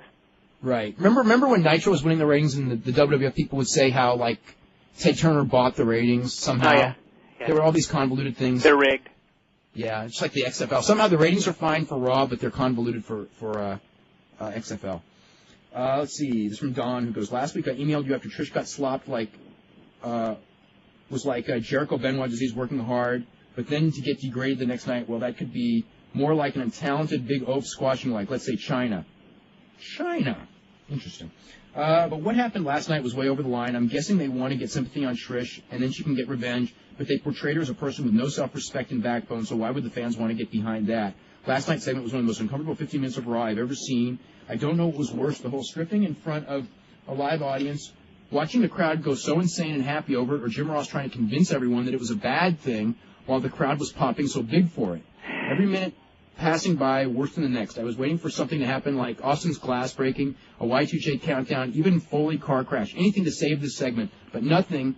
So I squirmed in my seat until it ended thinking about how bad it was, and I didn't feel normal wrestling heat against a character or sympathy for another. I just felt sick watching this. I felt sick for watching the crowd in the arena. I just felt sick for being a fan of this. To the wrestling writers, telling a man to tell a woman to strip does not make him a bad guy. It makes him a hero. It's sad but true. I think that part they knew. I think that the crowd reaction, I don't think anyone was surprised with the crowd reaction. Okay? So anyway, let's see. This is from Sean. Everyone I was watching Raw with died laughing at the Trish Vince angle. Maybe we're a bunch of chauvinist pigs. Let's see. After watching last night's Raw, I'm convinced that Vince McMahon despises women. What do you think? I think he despises government officials, too. Yeah, I think he despises a lot of people, actually. Media? He should have rolled up an Observer and spanked her with it. What do you think of Lance Storm writing a book now? Do you think he should wait till his career is over? I'll tell you what. When it comes to that, let's read the book first. I mean, he's been a lot of places. He may have some really funny stories, and he may not. Also, do you think Bret Hart's book will be better than Foley's or Dynamite's? You know what? I think it will. I really think that Bret Hart's book, I say this. Bret Hart's book will be far more informative, guaranteed, and far more honest. As honest as Foley's book really was, and Dynamite's book really was, I think that Bret Hart's will for sure be more honest and more informative. I don't think it will be nearly as funny as Foley's, and I don't think it will be... I mean, some issues, I think there was some stuff about Dynamite's book because of the pranks and everything that made it so gripping. And I don't know, Bret's book may be way better than that. It may not be. But I think his book, of all the books that are coming out, and of course I could be dead wrong on this one, but I think his book will be the best of the ones that aren't. Anyway, I think it has potential to be better, and I'm expecting it to be better. I am too. What about you, Brian? I think that the one thing with Foley's book was it kind of skirted over some issues. And the one thing with Dynamite's book was some of his memories might not have been completely accurate. And I think with Bret, he's going to go deeper on a lot of things. And he also has just, tons of notes. So it's not like things are going to be totally inaccurate. So it probably will be. The accuracy of the Bret Hart book will be more than any wrestling book for sure, because he had been taking notes, for 22 years. I mean, literally, he's kept a diary, and he's not going to have wrong dates. And he's, you know what I'm saying? Those type of things. That, if you just did it by memory, even though you're not being dishonest, you would make mistakes. Let's say Dynamite did that. And I don't think Dynamite was ever trying to be dishonest in the book. Those mistakes won't be there. That's why, from an accuracy standpoint, I think it'll be the best for accuracy for sure. It says, poor Trish is paying for the XFL. And you're not the only one who said that. Yes, she is. Ben Moore, I was pretty disappointed by last night's Raw. Really? I mean, I thought, aside from that, it was a hell of a show. After all the hype by ECW's homepage, I guess we've learned never to listen to hype. Well, I guess if you were watching it for ECW Invasion, you'd be disappointed because there was nothing there. No ECW names, not even just incredible. All in all, it looked like the WF went back to sports entertainment instead of wrestling. What are your thoughts on the non-action Raw? I don't know. I thought it was a really good action run Raw. Let's see. Is there anything more awesome than Vince McMahon grabbing Trish Stratus' leopard skin jacket, throwing it over his shoulder, and strutting his way out of the ring? I don't know. I think maybe I've seen stuff more than that. Let's see. Who was Super Invader? Super Invader. Wasn't that Warlord? I don't know. If you remember, he was a large masked man whose mask looked like red pantyhose that Bill Watts brought in for Harley Race to manage. Maybe it was Hercules Hernandez? I'm trying to remember. Because I think it was Mike Enos. Yeah, it might have been Mike Enos. A friend of mine says it was Glenn Jacobs or Dan Spivey. It was definitely not Glenn Jacobs, because he wasn't even around then. Dan Spivey. Super Invader. Somebody tell me. I have forgotten. Regal was great. Regal was great last night. Yeah, he was. He's always great. Let's see. One Wrestling is reporting the 4.5 for the WF was their lowest non-holiday rating ever since the move to TNN. Yes, it was. I think the previous low was a 4.8. Except for during the Christmas season, they were lower. So not only that, it's the lowest rating for Raw I would say in several years, because they never, on USA, you'd have to go back a couple of years before you'd hit a 4 or 5. Mm-hmm. Some person says, I enjoyed Paul Heyman's announcing, but I was expecting something more rebellious. Maybe in time when they let him be rebellious. We have not talked about Thunder yet. We also have a full bank of phone calls. We have tons of email. I'm going to go through Thunder as quick as I can. 3 Count beat Jason Broyles, who's easy money, and Scotty O, who used to be Scotty Saber. That's the Cruiserweight match. Jamie Noble was supposed to team with Scotty O, but Jamie Noble's wife gave birth. So Jason Broyles, who was supposed to get a tryout match with Dan Factor, whatever his ring name is, got moved up to the main show. So those of you who want to see Easy Money, he's going to be on Nitro tomorrow, and I heard he looked good, and I heard this was a pretty decent match. Sean Stasiak beats Norman Smiley. Heard this match was terrible. How can that be? I talked to someone in the company, because I'd gotten a correspondence report from someone who had seen it, actually 2, and they both said that it was terrible. And then I talked to someone in the company, and it was like, after Lex Luger and Sean O'Hare, you just cannot use the word terrible for anything on this show.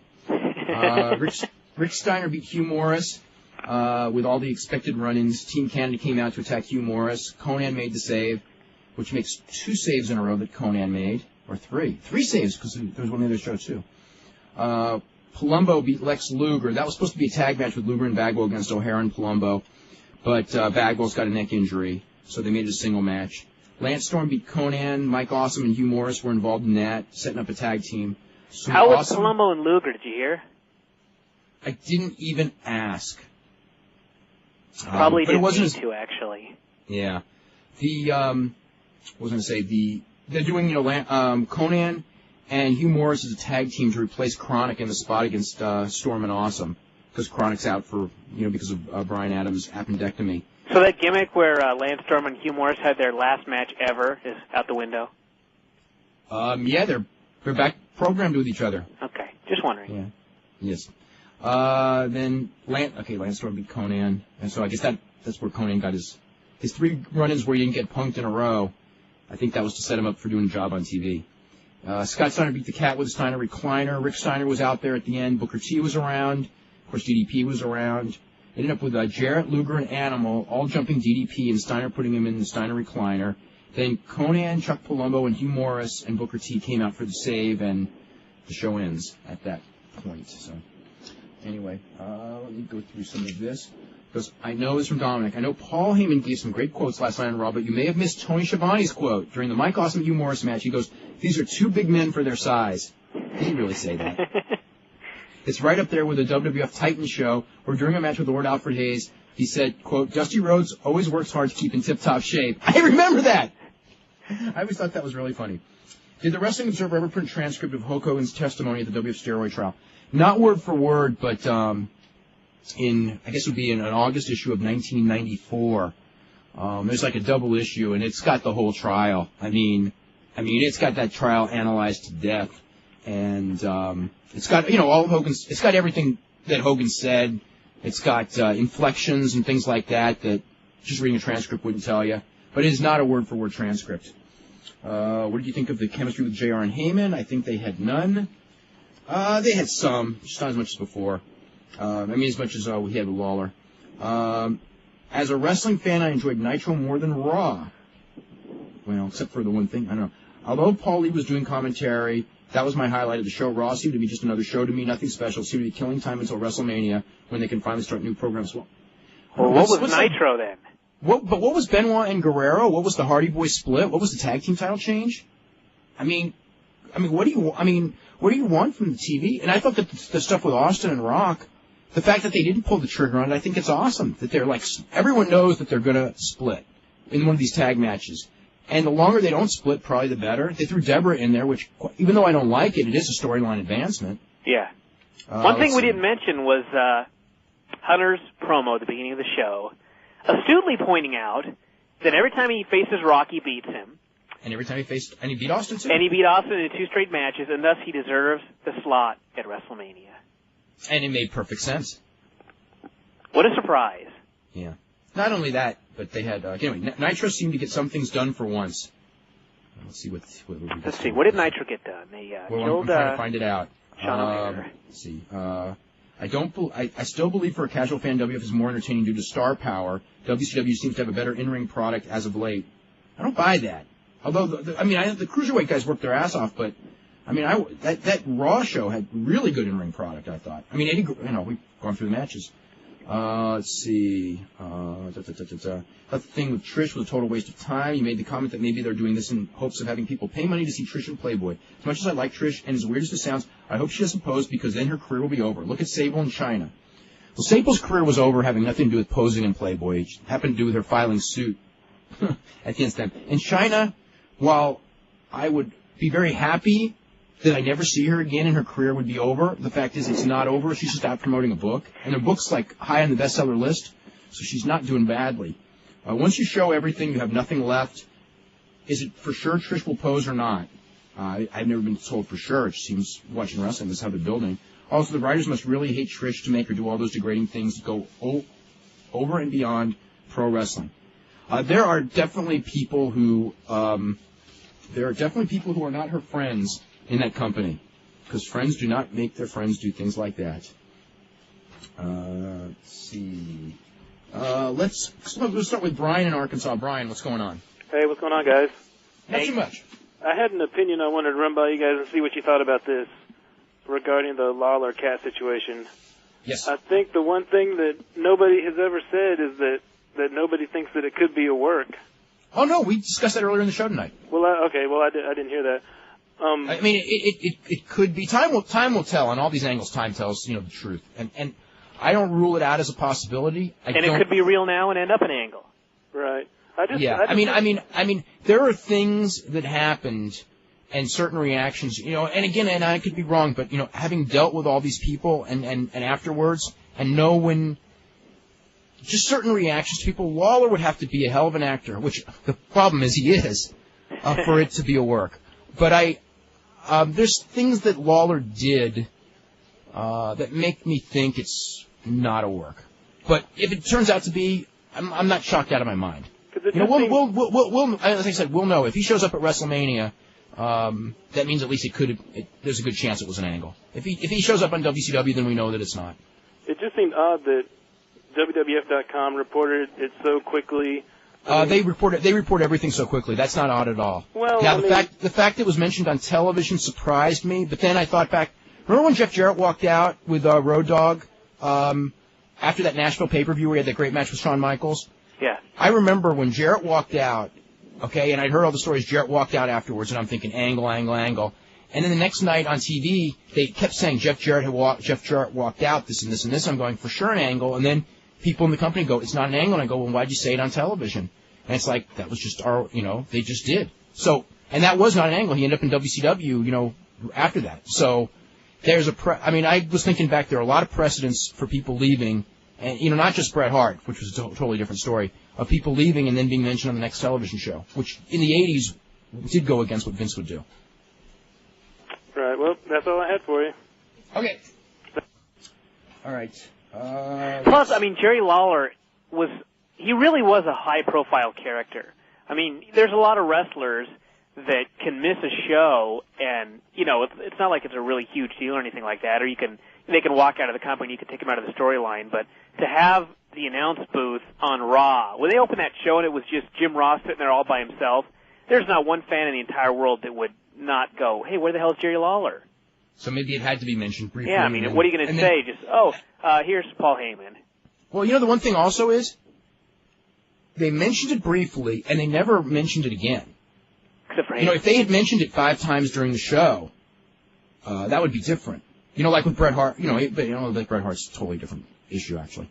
But, you know what I'm saying? Yeah. But again, time will tell. I'm not, it is Jerry Lawler and it is Vince McMahon, and they are both workers. So, it certainly is a possibility. This is more about Trish, which doesn't say anything that we haven't said before, but he goes, Who will work? Why would they have started the whole RTC thing with Cat? Yeah, well, that's another thing. And they dropped that angle last night. As far as, there was no mystery woman sleeping with Bull Buchanan, which was the plan for last night's show originally. Yeah. So they just dropped the angle cold, and they never acknowledged Val Venus sleeping with a mystery woman. It's kind of like they they just figured, well, we'll do what we got planned on TV on SmackDown since it was at the last minute. Maybe he'll come back.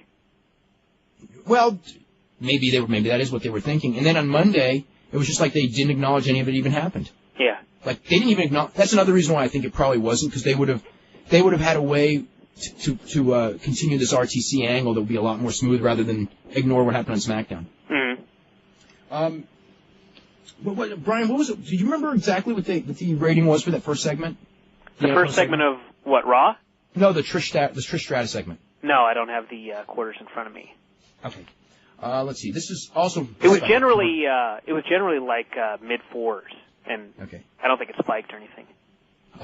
Because they should have been, like I said, they were expecting a 6 out of that segment. Yeah. I don't even think they hit a 5. If they didn't hit a 5 in that segment, then that not hitting a 5 at the 10 o'clock to 10:15 hour is a big flop. Mm-hmm. Which is interesting. That's just interesting.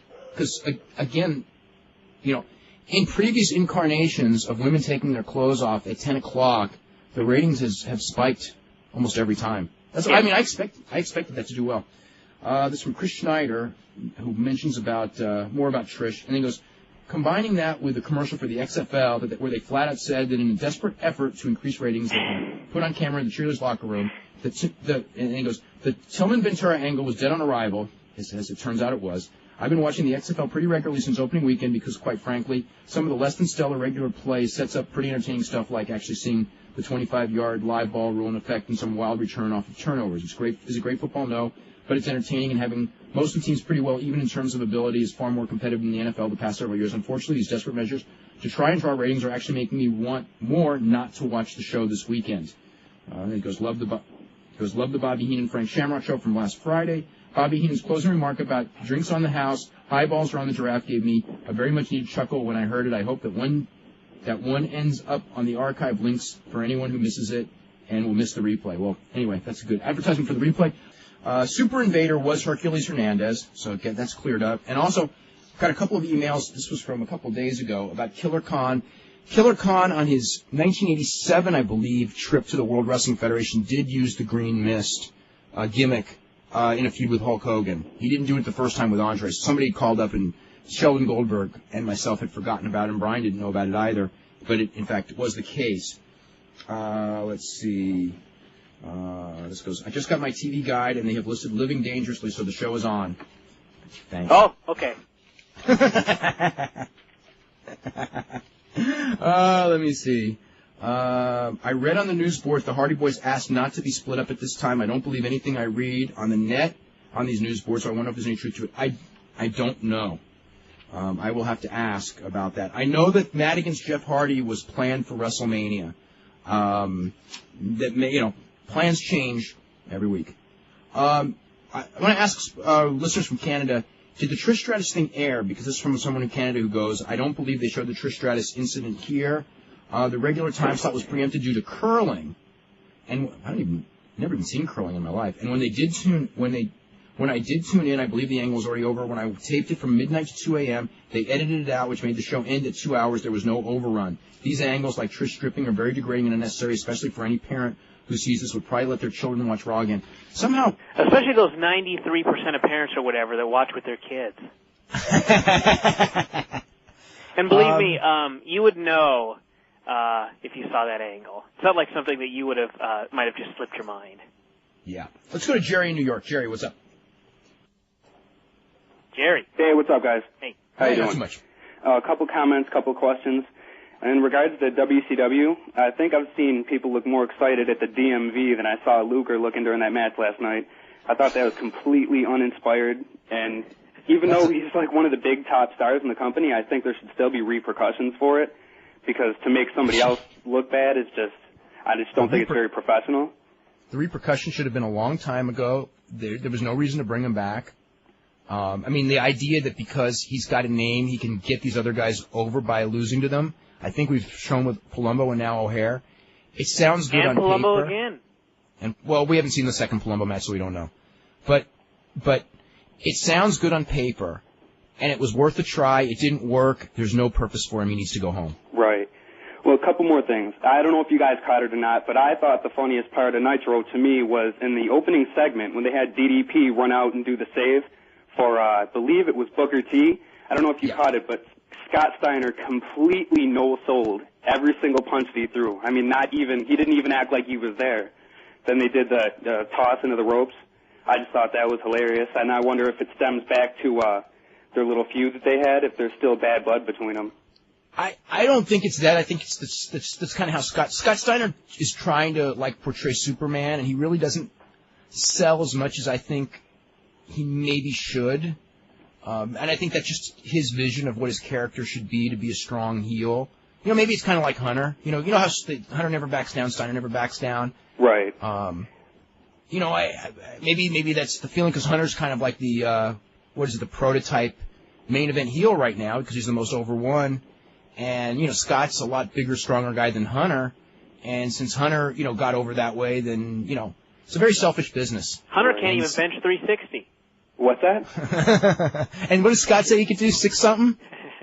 What did he say in that Muscle magazine? Oh, it's not a world record. Extraordinary number. He had some ridiculous number. I mean, I'm not saying he can't do it, but I don't think he can. Somehow, you know, if he were there in your house, he could do it. He'd have to show me. I'd be very skeptical. No, because you know what used to crack me up? Because I used to be friends with Doug Furness, who was like one of the strongest men who actually has ever lived, although no one knows that. And, you know, we would read stuff or hear about stuff that either wrestlers would claim or bodybuilders would claim they could do. And Doug Furness couldn't even do this, and he was like tons stronger than any of these people. I mean, he was held 30-plus world records in powerlifting.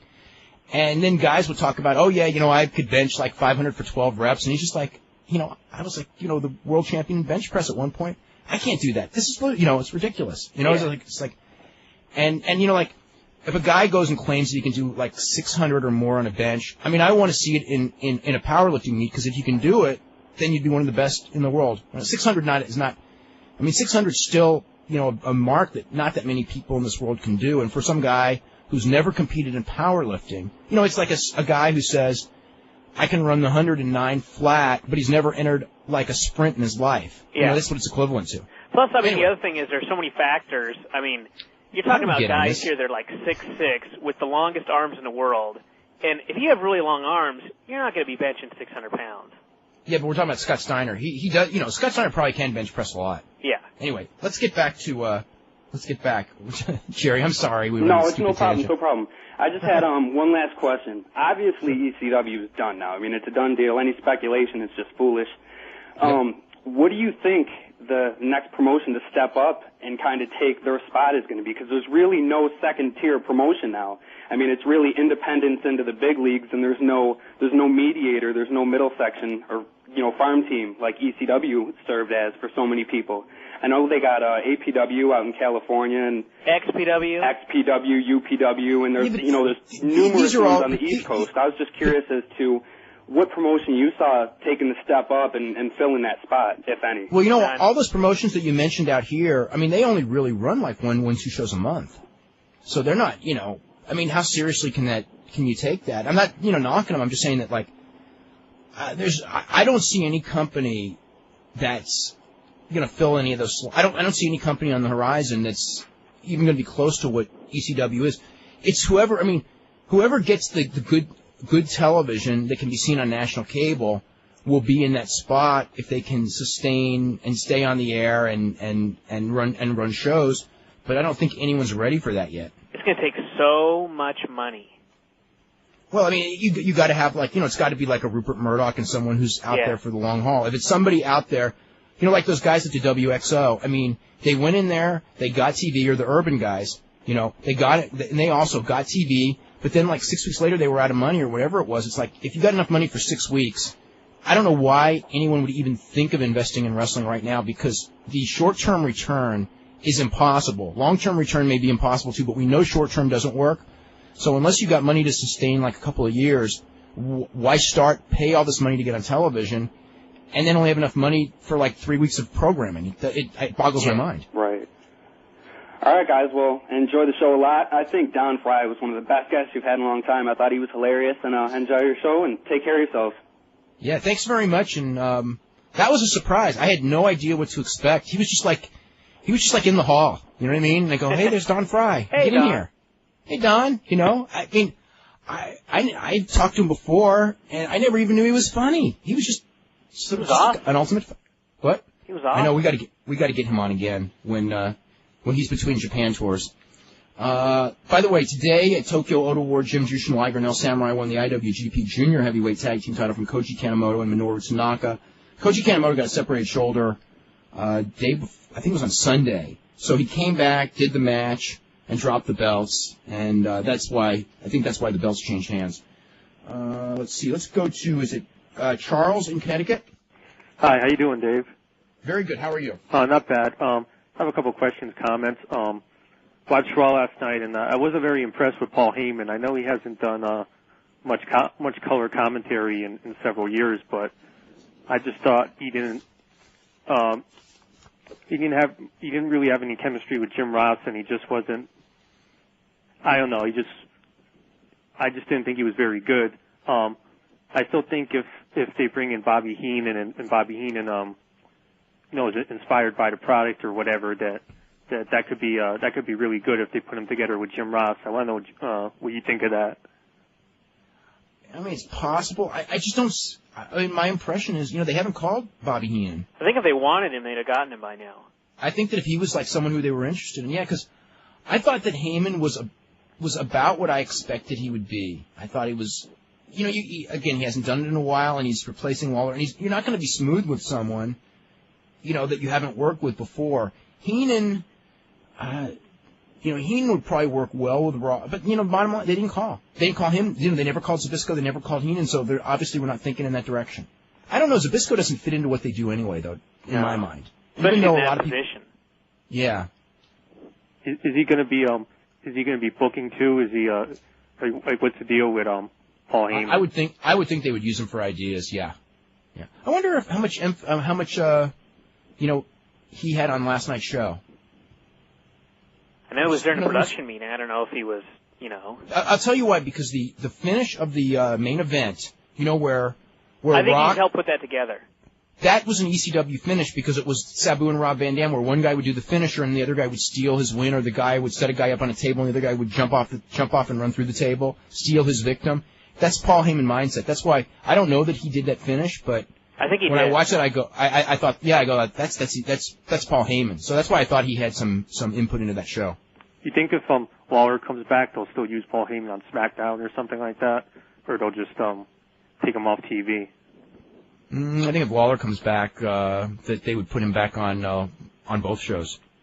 If they were to come to that agreement, they should. So, anything else?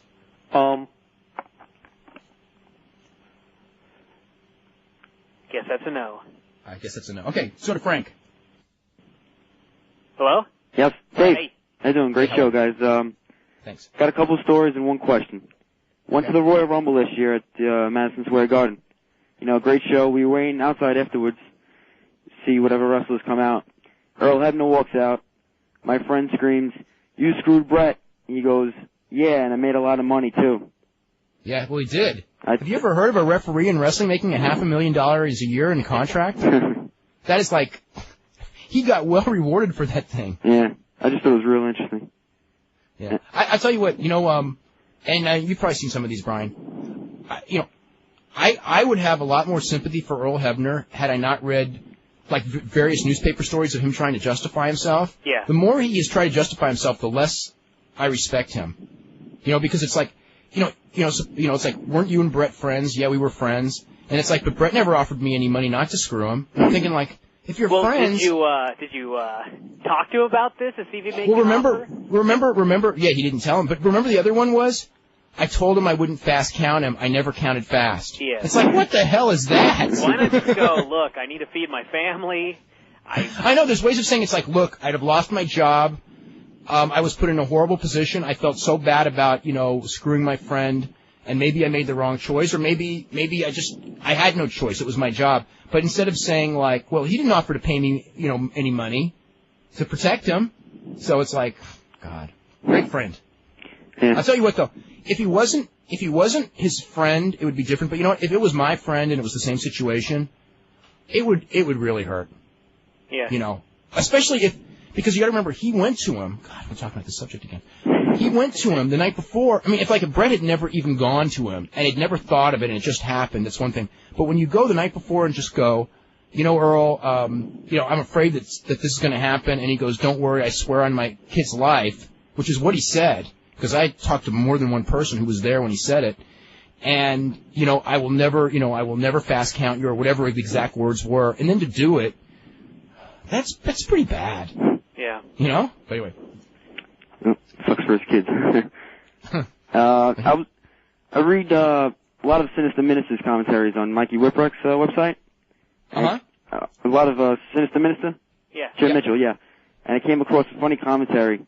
I just thought I'd share with you. It was, he talks about they're on a road trip, and it was him, Whipwreck, and Tony Mamaluke, while Mamaluke was in WCW. And he told Mamaluke he would be meeting a waitress named Brandy at his house, and she would deflower him. So they bring him back to the house. He's all nervous and everything, and it turns out to be an inflatable love doll. So he comes out and they start, you know, laying the smackdown on her and putting long neck beer bottles inside various holes within the doll. So Whipwreck does a guillotine leg drop. A bottle comes flying out and nails Mamaluke right in the head. He suffered his concussion, and as a result, WCW terminated him. I just thought that story. And it's a colorful story. Yeah. It's funny. He has a lot of great commentaries on that. I like the addition of the concussion part. Was that? Well, it had to have a concussion finish. Yes. with Tony Mamaluke. Yeah. But I just thought I'd share that. And one more question here. The finish of the deathmatch tournament with Cactus and Terry? Yeah. What was the deal with that? Because it looked like Terry kicked out as the refs counted 3. I don't know.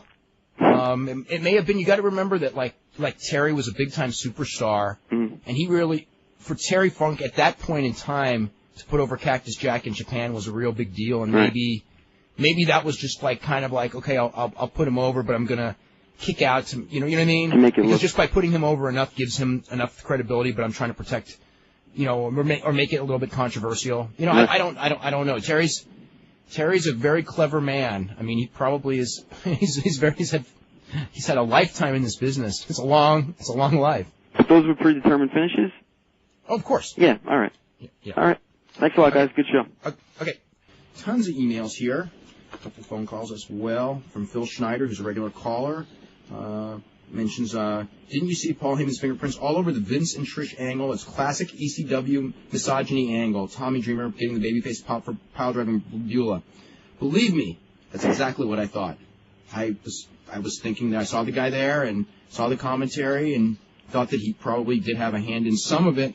But the fact is the thing they did the week before was before he got there. Although he's been talking to them for several weeks. Let's see. I thought you would find this interesting. At a Raw's War in D.C., the security removed from fans several signs that referenced Jerry Lawler.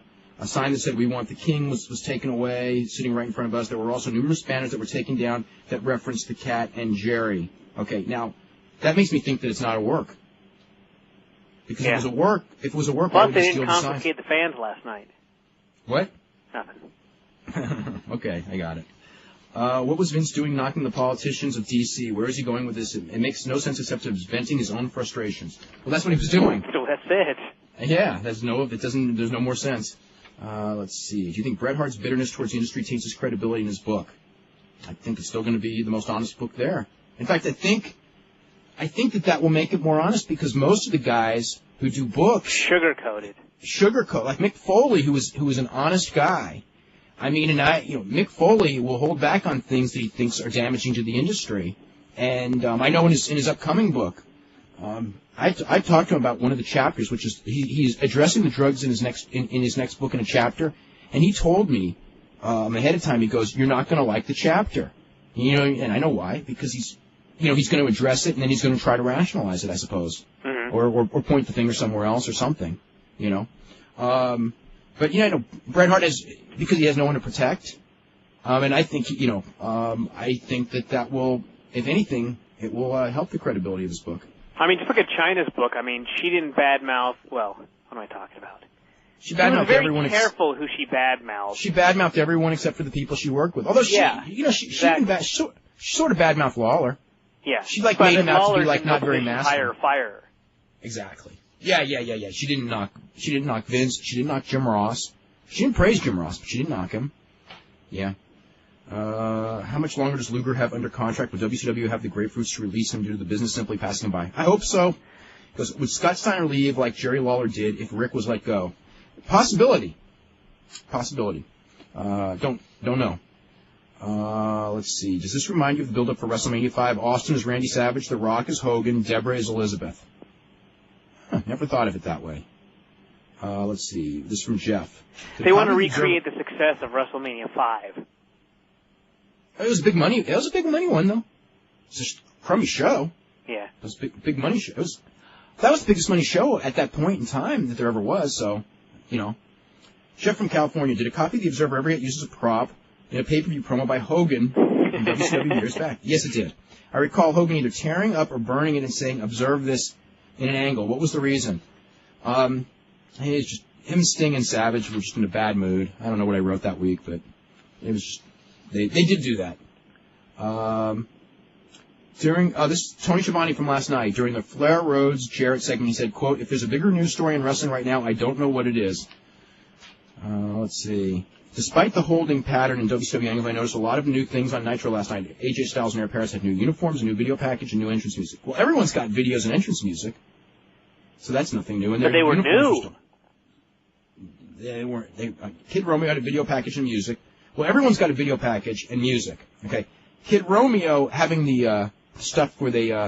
I like the way they introduced Kid Romeo. I thought they did a good job with him. Shane Helms had a new ring outfit, new music, new video package, and dancers. Yep. I think the problem with this letter is he's misunderstanding what we mean by the holding pattern. It's not like nothing can change. Yeah. Let's see. The backstage interviews have been shot in Behind the Music style. Have Okerlund and Pamela Paulshock been fired yet? Okerlund, no. Pamela Paulshock, yes. I think. The show started in the ring with no entrance, despite the fact it was the most horrible, god-awful, Ed Wood-esque thing I've ever seen on Nitro since Russo left. The Cat Canyon Hospital segment showed definite signs of experimentation. Cornette, okay. Great. Okay. Great. This is from Cornette last night. I don't want to hear about creative if it sucks, okay? The object of pro wrestling is not to be creative. It's not to fool fans. It's to draw money. Creative stuff that confuses people does not draw money. Or angers people. Yeah. Sometimes the most simple, straightforward, predictable angle draws the most money possible. Often. Yeah. Okay. Let's see. A reader emailed me and said she thought the Trish angle was a prelude to Trish suing Vince for sexual harassment eventually. And forget it. Sorry. God, think about that, though. Think about how much fun Vince could have with an angle where he got sued. Yeah. And he got to run over lawyers with his yeah. And destroy them. Yeah, that's pretty good. Okay, this is from Toronto. TSN edited out the whole segment of Trish and Vince. After a break, they showed the very end they just showed Vince putting her jacket around her in a replay. Okay, this is another person who said that. Got another person who said that. Okay. Wow. They did a 4.8 for the Vince Trish thing. It was less than they expected. That's all I can say. Okay, let's go to Chris. Chris, what's going on? Hello? Hello. Hey, this is Mark in Connecticut. How are you guys tonight? Oh, it's Mark. Yeah. Okay. Sorry, but I'll be Chris one of these days. Okay. But a couple of things I wanted to make mention tonight. First off, somebody had mentioned a call or two before about the Bret Hebner thing back in '97. The fact that seems to be lost in all the controversy is the fact that Vince approached Bret first and tell him that he intended to break the contract because he thought it was a bad deal. Well, good deal or bad deal, you made the deal, you live with it.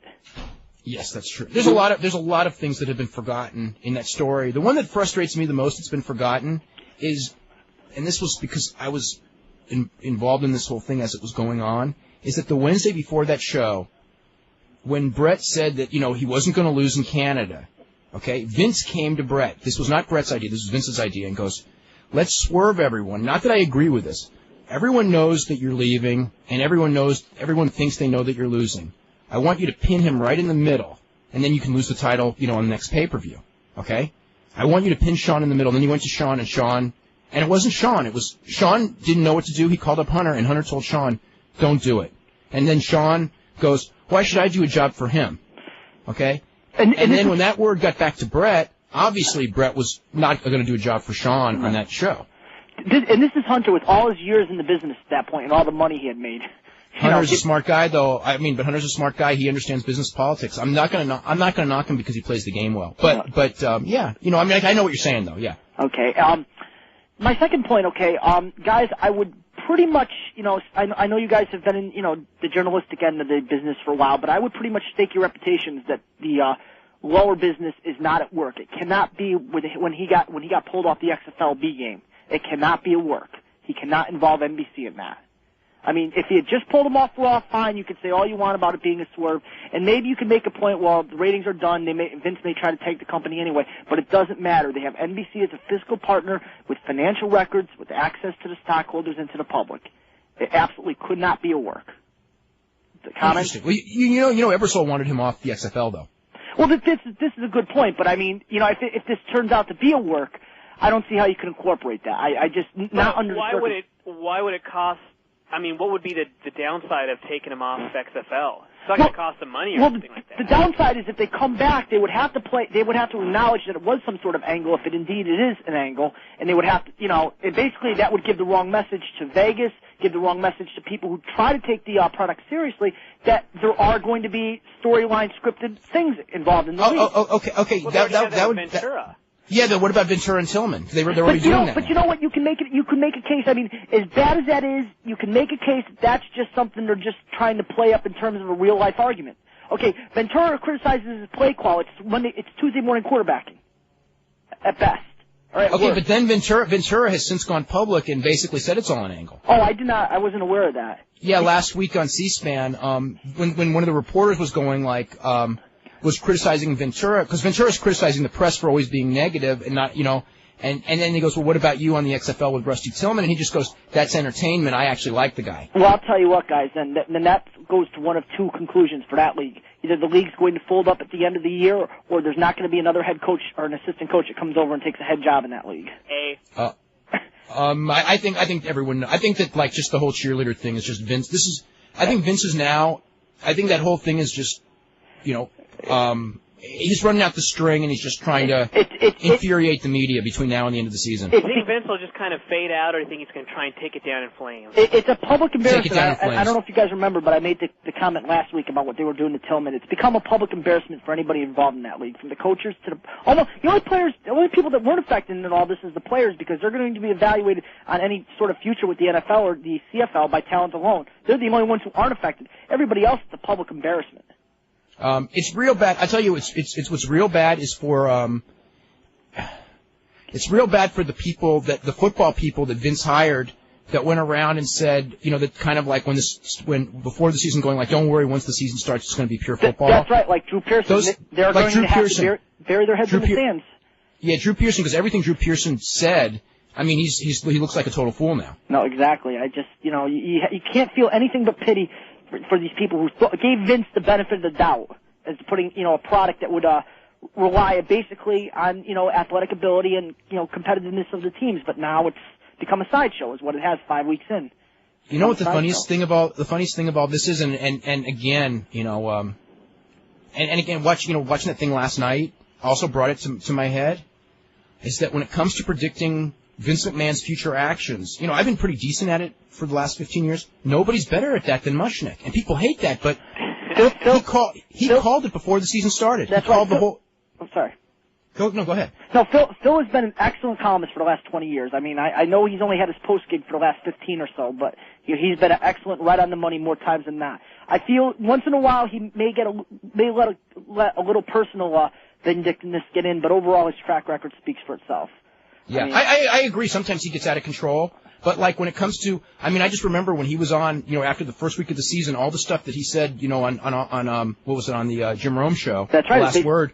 And then I'm going like, he's right and those guys are wrong, but it hadn't happened yet, and now here it is, and it was just like his prediction he predicted the ratings fall, and the reason for the ratings fall, when nobody else said what it was going to be, he predicted what Vince would do when the ratings fell, when all those football players were going, no, I mean, absolutely not, he would know, this is going to be a league, this is going to be a pure football league, and all that hype they did was just to get attention before the season started. No, that's exactly it. I mean, Mushnick was right on the money. You got to give the guy his due. Right on the money. Like him or hate him, and I happen to respect him very much. Like I said, a little bit of vindictiveness from time to time, basically right on the money. I'll let you go on this one last question. And I always like to throw in my Titan historical question. 1985, when Bravo was Canadian heavyweight champion, Tunney was promoting a match in Toronto against Hogan, and then it fell apart 6 weeks before. What happened with that? Any idea? Yeah, okay, what it was, they were promoting a Hogan Bravo match. They sold out the forum with it. And what happened was the agents, when they got there, they were afraid, this was, in the early days of it, they were afraid Hogan was going to get booed against Bravo. And they didn't want to put Hogan in that position. They switched the card. And Bravo was real upset about it. Oh, and I think Bravo for his own ego wanted to go in there and be cheered against Hogan, which he may have been, and they were, that's why they switched it. But yeah, that's the story. And then right after that, I think 3 or 4 months after that, Vince decided to phase out the Canadian heavyweight title from the Tunney's promotion that he basically took over. He phased that out, right? No, nothing to it. Yeah, they kind of forgot about all that. Yeah, that's the same thing as like when they bought the Atlanta promotion and they recognized like Les Thornton as World Junior Heavyweight Champion for a little while and they just forgot it. And spoiler is national champion. All right, guys, have a good one. Talk to you later. Thanks. Bye-bye now. Okay, thanks very much. All right, let's get a couple of more of these. I'm not going to read any more emails about the Trish Stratus thing unless it's a dissenting viewpoint. We've got like tons of them, and they're all pretty much saying the same thing now. Let's see. I wanted to ask you, since the name was brought up, who are the ding-dongs? It was Richard Sartain and Greg Evans. Any chance Paul will do one final show at the ECW arena with all the past stars? Who's going to finance it? I don't want to say there's no chance, but I don't think so. Plus, with guys going to WCW. Yeah, that's right. Yeah. I mean, there's no way that if a show were run, they'd get everybody together. But, they could get some of the guys that are just working indies and do, just a show there. It's not going to be anything spectacular. He goes, this is Sean Colton. He goes, I'm riding the fence on this one. There's no chance I'm letting my 10-year-old daughter watch the segment when she watches the show. On the other hand, it's the WWF. I don't let her watch it first anyways. So I'm sorry. What do we expect was going to happen? Let's see. This is from Ryan, Chicago. A better question for the Cat Canyon skit would be, what on earth Ernest Miller was doing in a hospital room without a shirt on? The man wears a vest for every match, but we understand that his daily wear is to wear pants only. Maybe he was getting ready to do something. I want to know how Canyon managed to not only sneak into a room undetected, but also managed to procure a doctor's outfit, or that nurse's outfit, or whatever he was wearing, and get a camera crew in there, and no intercom to alert the doctors that there was a trauma in the room. That was quite a skit. Yeah. Let's see. This is from Chris, who goes, I may be a minority here. I enjoyed the Trish angle, not for sadistic reasons of seeing a girl beg and be degraded, and not just for TNA. There's something about Vince going off on his rants that makes me laugh. No, Vince is a humorous guy. It's just, there's too much of that weirdness of Vince that we sort of all know about that sometimes I don't want to deal with. Yeah. It's like there's something. I'll tell you this story. You remember a couple weeks ago on SmackDown when they did the skit where Trish was in the limo going like, oh, who's daddy's little girl and all that, and she was screaming really loud and all that.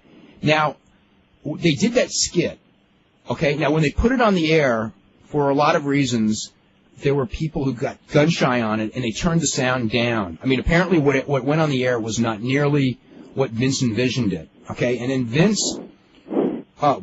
whoever it was, whether it was Kevin Dunn or whoever made that call, I don't know. But Vince went to Lawler, and he was all proud of that segment. And he just goes to Lawler and just goes, a lot of people probably aren't going to like this, but me and you, we're cut from the same cloth. And you know what I mean? You'll appreciate this. That was very interesting. Yeah. I got to make one comment, by the way. The whole thing we were talking about earlier, I made the comment that all these people couldn't get a girl, and your comment was, no, these are all people that have been snubbed by a girl. Not all of them.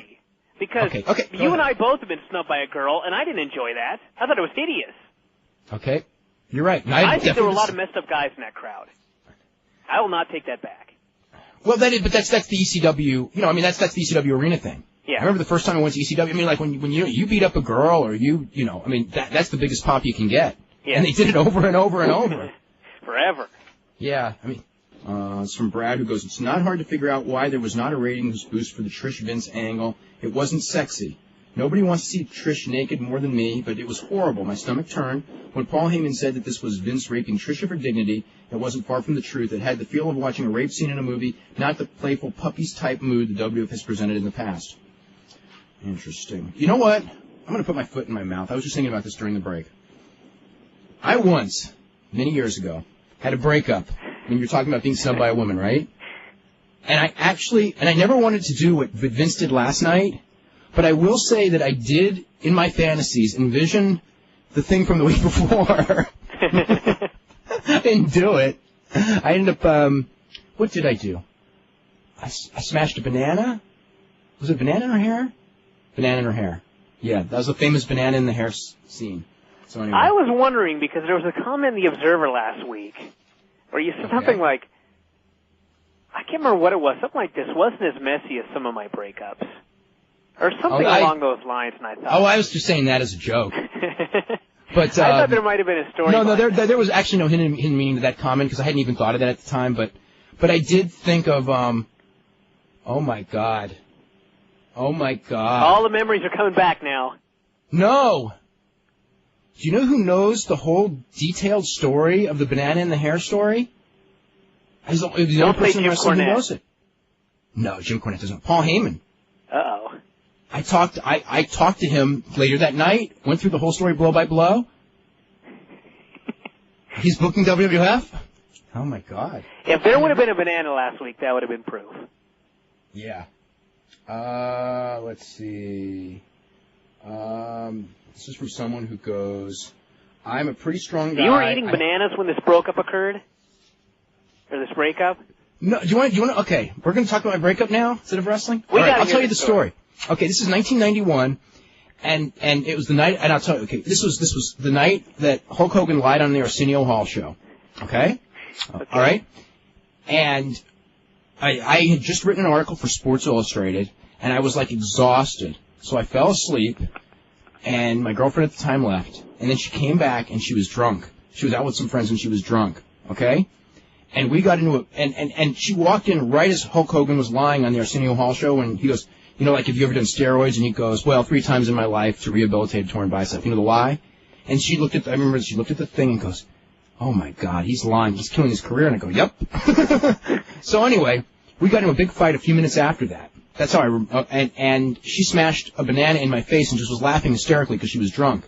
So this is, so about a couple weeks later we had the breakup. And so I actually felt that as far as the breakup goes. You had to complete the angle. I was owed my retribution. And I was not going to, if I was never going to see this person again, I did in fact have to do something with a banana, and that was the spot. Okay? But as far as, so anyway. Wow.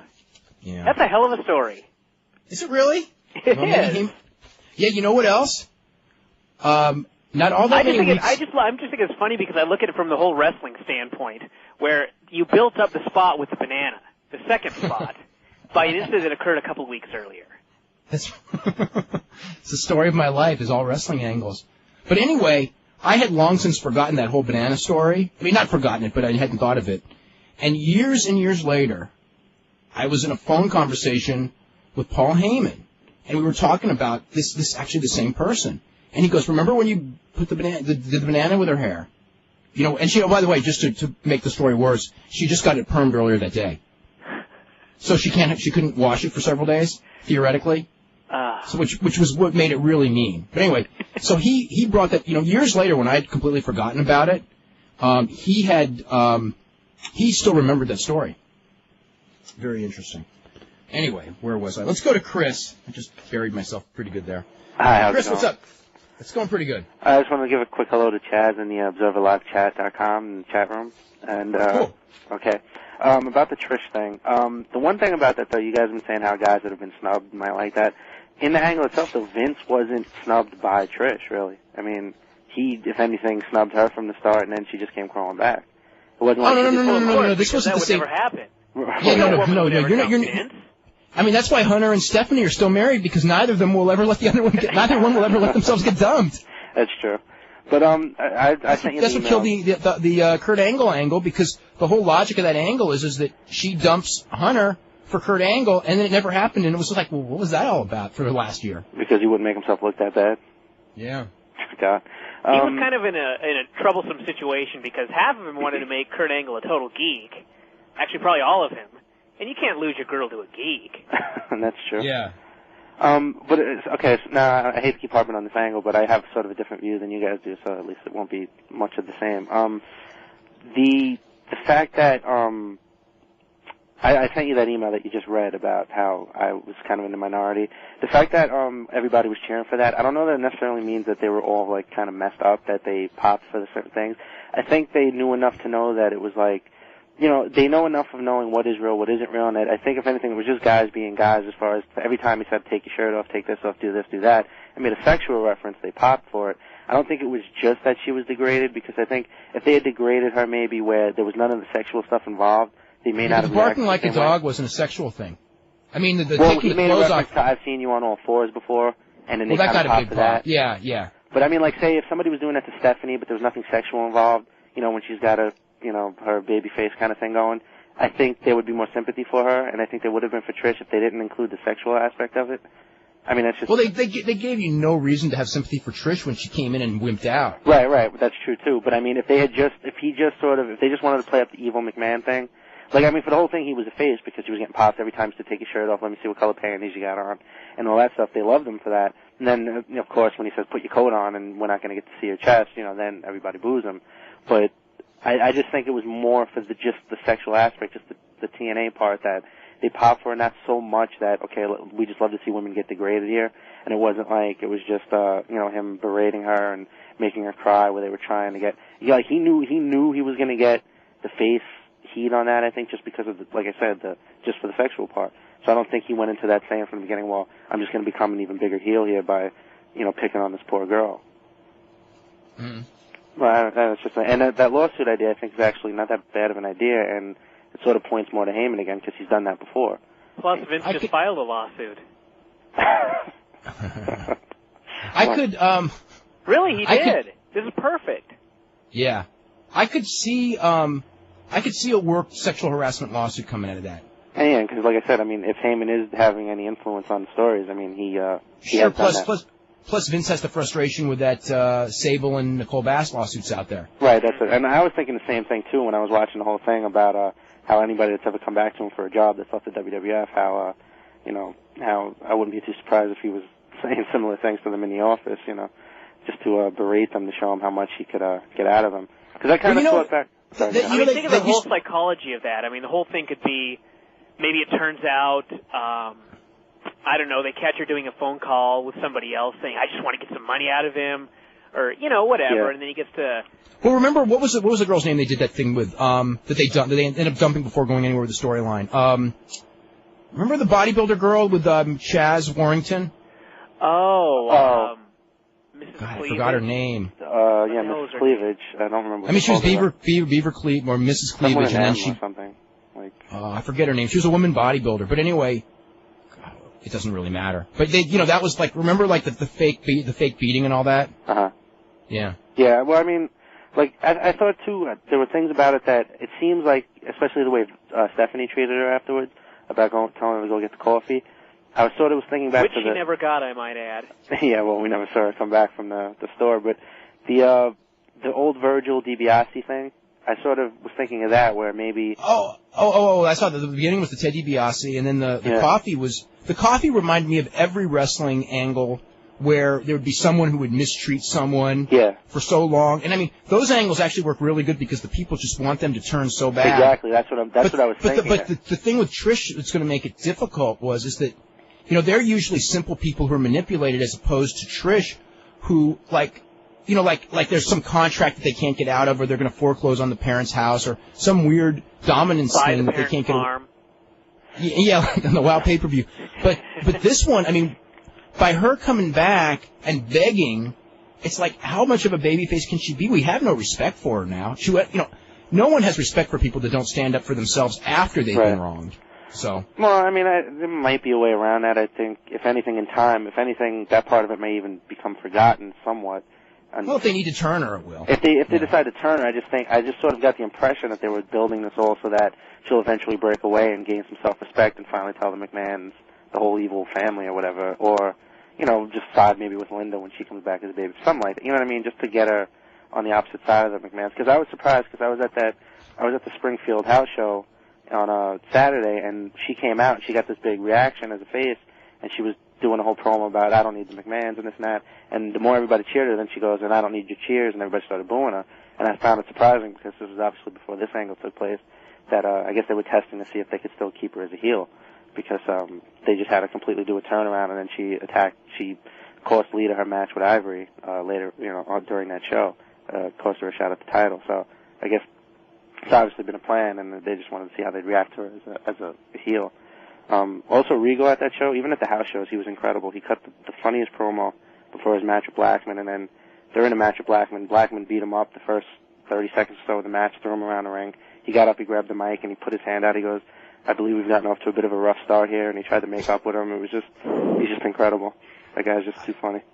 He may be my favorite character on that show. Yeah, He's close to it. And I thought Christian was really funny too last night on the phone with Edge. Oh yeah. Yeah, what do you call that girl? Hosebag or something? Hosebag, yeah.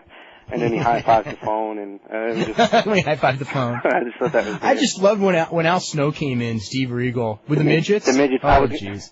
That was funny. Amy Kamlos? Does that sound familiar? Kamlos was definitely her last name, but I think her first name was Amy.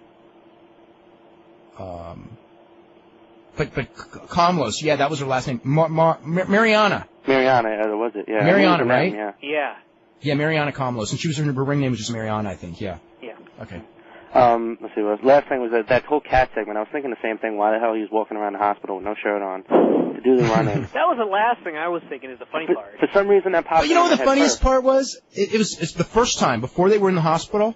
When they got the limo, Tony Schiavone goes, there's a limo pulling up to the building, and you see a limo pulling up to the building, and then they go inside the limo, and Sean Stasiak's telling him that we're at the hospital, we're not at the arena. I didn't even catch that. I missed that part. Yeah, watch that back. It was so bad. And also, too, I don't know if you caught this, while Canyon and Kat were fighting throughout the whole thing, Miss Jones is yelling for a nurse. She's yelling, nurse, as if the nurse was going to run in and break up the whole fight. I'm just thinking, like, they're doing all this stuff for minutes, and you're in the hospital. I'm thinking, like, I guess there's no explanation. So long. I mean, just so horribly long. Well, they had to get all of their little jokes, and they had to get every single, of those things that they did in the Vince McMahon skit with Steve Austin in one segment. It was kind of like a WOW segment, but at least if you're watching WOW, you kind of laugh because it's so bad. But here they're actually trying to get it across as serious, so it's like part of you wants to cry when you're seeing it's just that bad. It's like it's just a pathetic attempt to, I guess get that whole McMahon angle from the hospital that the WWF had. It's just pretty sad, and I don't know. They need. If Bischoff does anything, he's got to bring in people that know how to produce angles like that backstage, because that's something WCW's never been good at. Even when Russo was trying to do that, they had no idea how to execute. Or just someone that'll go, that is not funny. Yeah, but once it's you never really know. You can have an idea on paper that's good, and if the acting's bad or something, or it's too, you know what I mean? Yeah. The problem is maybe they make too much of an attempt at humor and like miss too often. But then again, you gotta have some lightness in the wrestling show too. Yeah. Yeah, I was also going to say, we were thinking maybe we could put Austin slightly ahead of Triple H as the smartest man in wrestling at this point for getting his wife involved in the big. Well, we don't know that, but like I said, you may very well be right. Yeah. I wouldn't give him points for being smart for that, though. That's going to kill his character. I was thinking the same thing. Yeah, it's weird. Nobody wants to see Austin married, let alone, no one wants to see Austin married. And you know what? They, as attractive as she is for her age, and she's probably 41 years old now. Or 40. She would be 41 this year. So, I think that guys, I don't know how to say this, but young guys, I don't know, she's an attractive woman, but I think that they want the idea that Steve Austin would be with like young girls and not. And certainly, no. Let's make this. They would not want Steve Austin married. It doesn't fit in that character. It doesn't fit his character at all. Plus the whole thing Right. with him being married, and then they have that skit last night in the locker room where they showed less electricity than any married couple I've ever seen. Yeah, ever it in my was life. weird. Yeah, it And I just seemed like they were just kind of there and hideous. no connection or anything. It seemed like they weren't really married, and they were actually acting like they were married. When Hi, Steve. Hi. Yeah, they can never do anything. Well, you know, she is a pretty bad actress. She is a horrible actress. Yeah. That's why I think it's even worse. You know, I was worried so long that Triple H was going to sneak his way into the main event, but you know, it doesn't look so bad now that we're going to have to listen to her. Maybe Triple H can be handcuffed to her.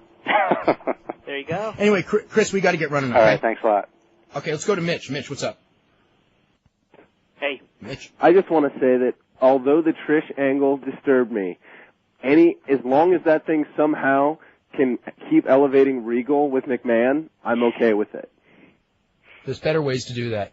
I think so too, but I don't, if that's as good as they're going to do, as opposed to him just being a mid-carder and garbage matches and stuff, which is a total waste. I'd rather see, whatever it takes to get him in there. He needs to be in a sitcom. He's too good for wrestling. He's just unbelievable. I know. He's so good. He's another one. As far as the main WCW event had for all stuff, those years, and they didn't figure it. You know what? WCW had him and Steve Austin. Yeah. And Mick Foley. God, and they're so good. They're all hilarious. Ways. Well, yeah, I don't know if Austin's hilarious, but he certainly can draw money. Yeah. Well, to me, he's hilarious in a different kind of way. Regal and Mick Foley are hilarious. Yeah. Absolutely. I just wanted to say that I too, like the last caller, was kind of like, oh no, please, not a three-way, WrestleMania with, not that I have a problem with Helmsley being in the main event. I love Helmsley, but I'm so sick of the 3- and 4-way gimmick. I'm just so done with it. Other than the Armageddon cage match, I thought that they worked, a bunch of guys in there actually really well. But this Deborah thing is awful. And I don't know. I'm just disappointed. When I watched it last night, I've been trying to think, how are they going to build a two-baby face WrestleMania? Are they going to do, like someone that wrote in, I guess, are they going to do the Hogan, Savage Elizabeth thing, or are they going to do the Savage Ultimate Warrior thing, or the, where you think one of them's going heel and one of them's not, and, maybe have Mr. McMahon kind of side with one of them. And, the way that they're going with it, I think, is the worst possible scenario. This is one of those matches that you don't need to get complicated and you don't need to get cute because the match itself sells. And that's why I think I was so disappointed with the Deborah thing, because it's sort of like, if it was and the idea of the guy's wife being the other person's manager, I think, in the right situation, that's a pretty cool angle. Mm-hmm. But my feeling was, this is the first time they've met, maybe for the rematch, but we don't need anything. Just, give the people, the people have been waiting all year for this match. So give them this match without the cuteness, and then if after they've done the match the first time and the novelty's off, then have Deborah come in after WrestleMania. It's just like Cornette said, just build the program just straight for that. I would almost rather have that just be totally traditional, and then you can do all the wild angles with all the other matches on the card. Yeah. And speaking of, where do you think Angle and Triple H are going to fall into it? Do you think that they'll rekindle and try and finish off the feud from the summer, at WrestleMania, just to give those guys a spot, or what do you think they're going to do with them? I heard that the celebrity rumors with Triple H, but if there's not, when you look at it on paper and you see where everyone's kind of lining up, I see Triple H and Angle kind of like lining up against each other, just because they're the top two guys. Maybe they I don't know eventually do like a double breakup, like they had the matches past Monday. Triple H turns on Angle or something like that, or the other way around. And Rock I thought at the end they were going to all end up brawling their teammates. Personally, I actually did too. But you know what? I like the fact that they didn't do the Austin Rock thing yet, because everyone knows it's coming. Right. And I think that and eventually they're going to do it. Now, if they go in there and then to the last week they never do the Angle, then I'll go like, now that's pretty dumb. But, but everyone, they've still got several weeks to do it. They got till April 1st. So I still think, for me, in watching wrestling, maybe even in the last 2 years, that even though the Triple H, Austin Cage match was great, and even though their whole feud has been very good, that night in San Jose after the Angle match, when they were face to face in the ring together, I mean, I haven't marked out that hard, you know, I don't know when. I mean, I don't even know that you could build up that kind of energy with The Rock and Austin. I do. Well, I don't know that you could on a dual babyface level without that hatred with trying to keep both of them babyface. I think this is the one you could. We were totally out of time, okay? Sorry about that. No problem, Mitch. Okay. Anyway, we will be back. We'll be back live Thursday at 5.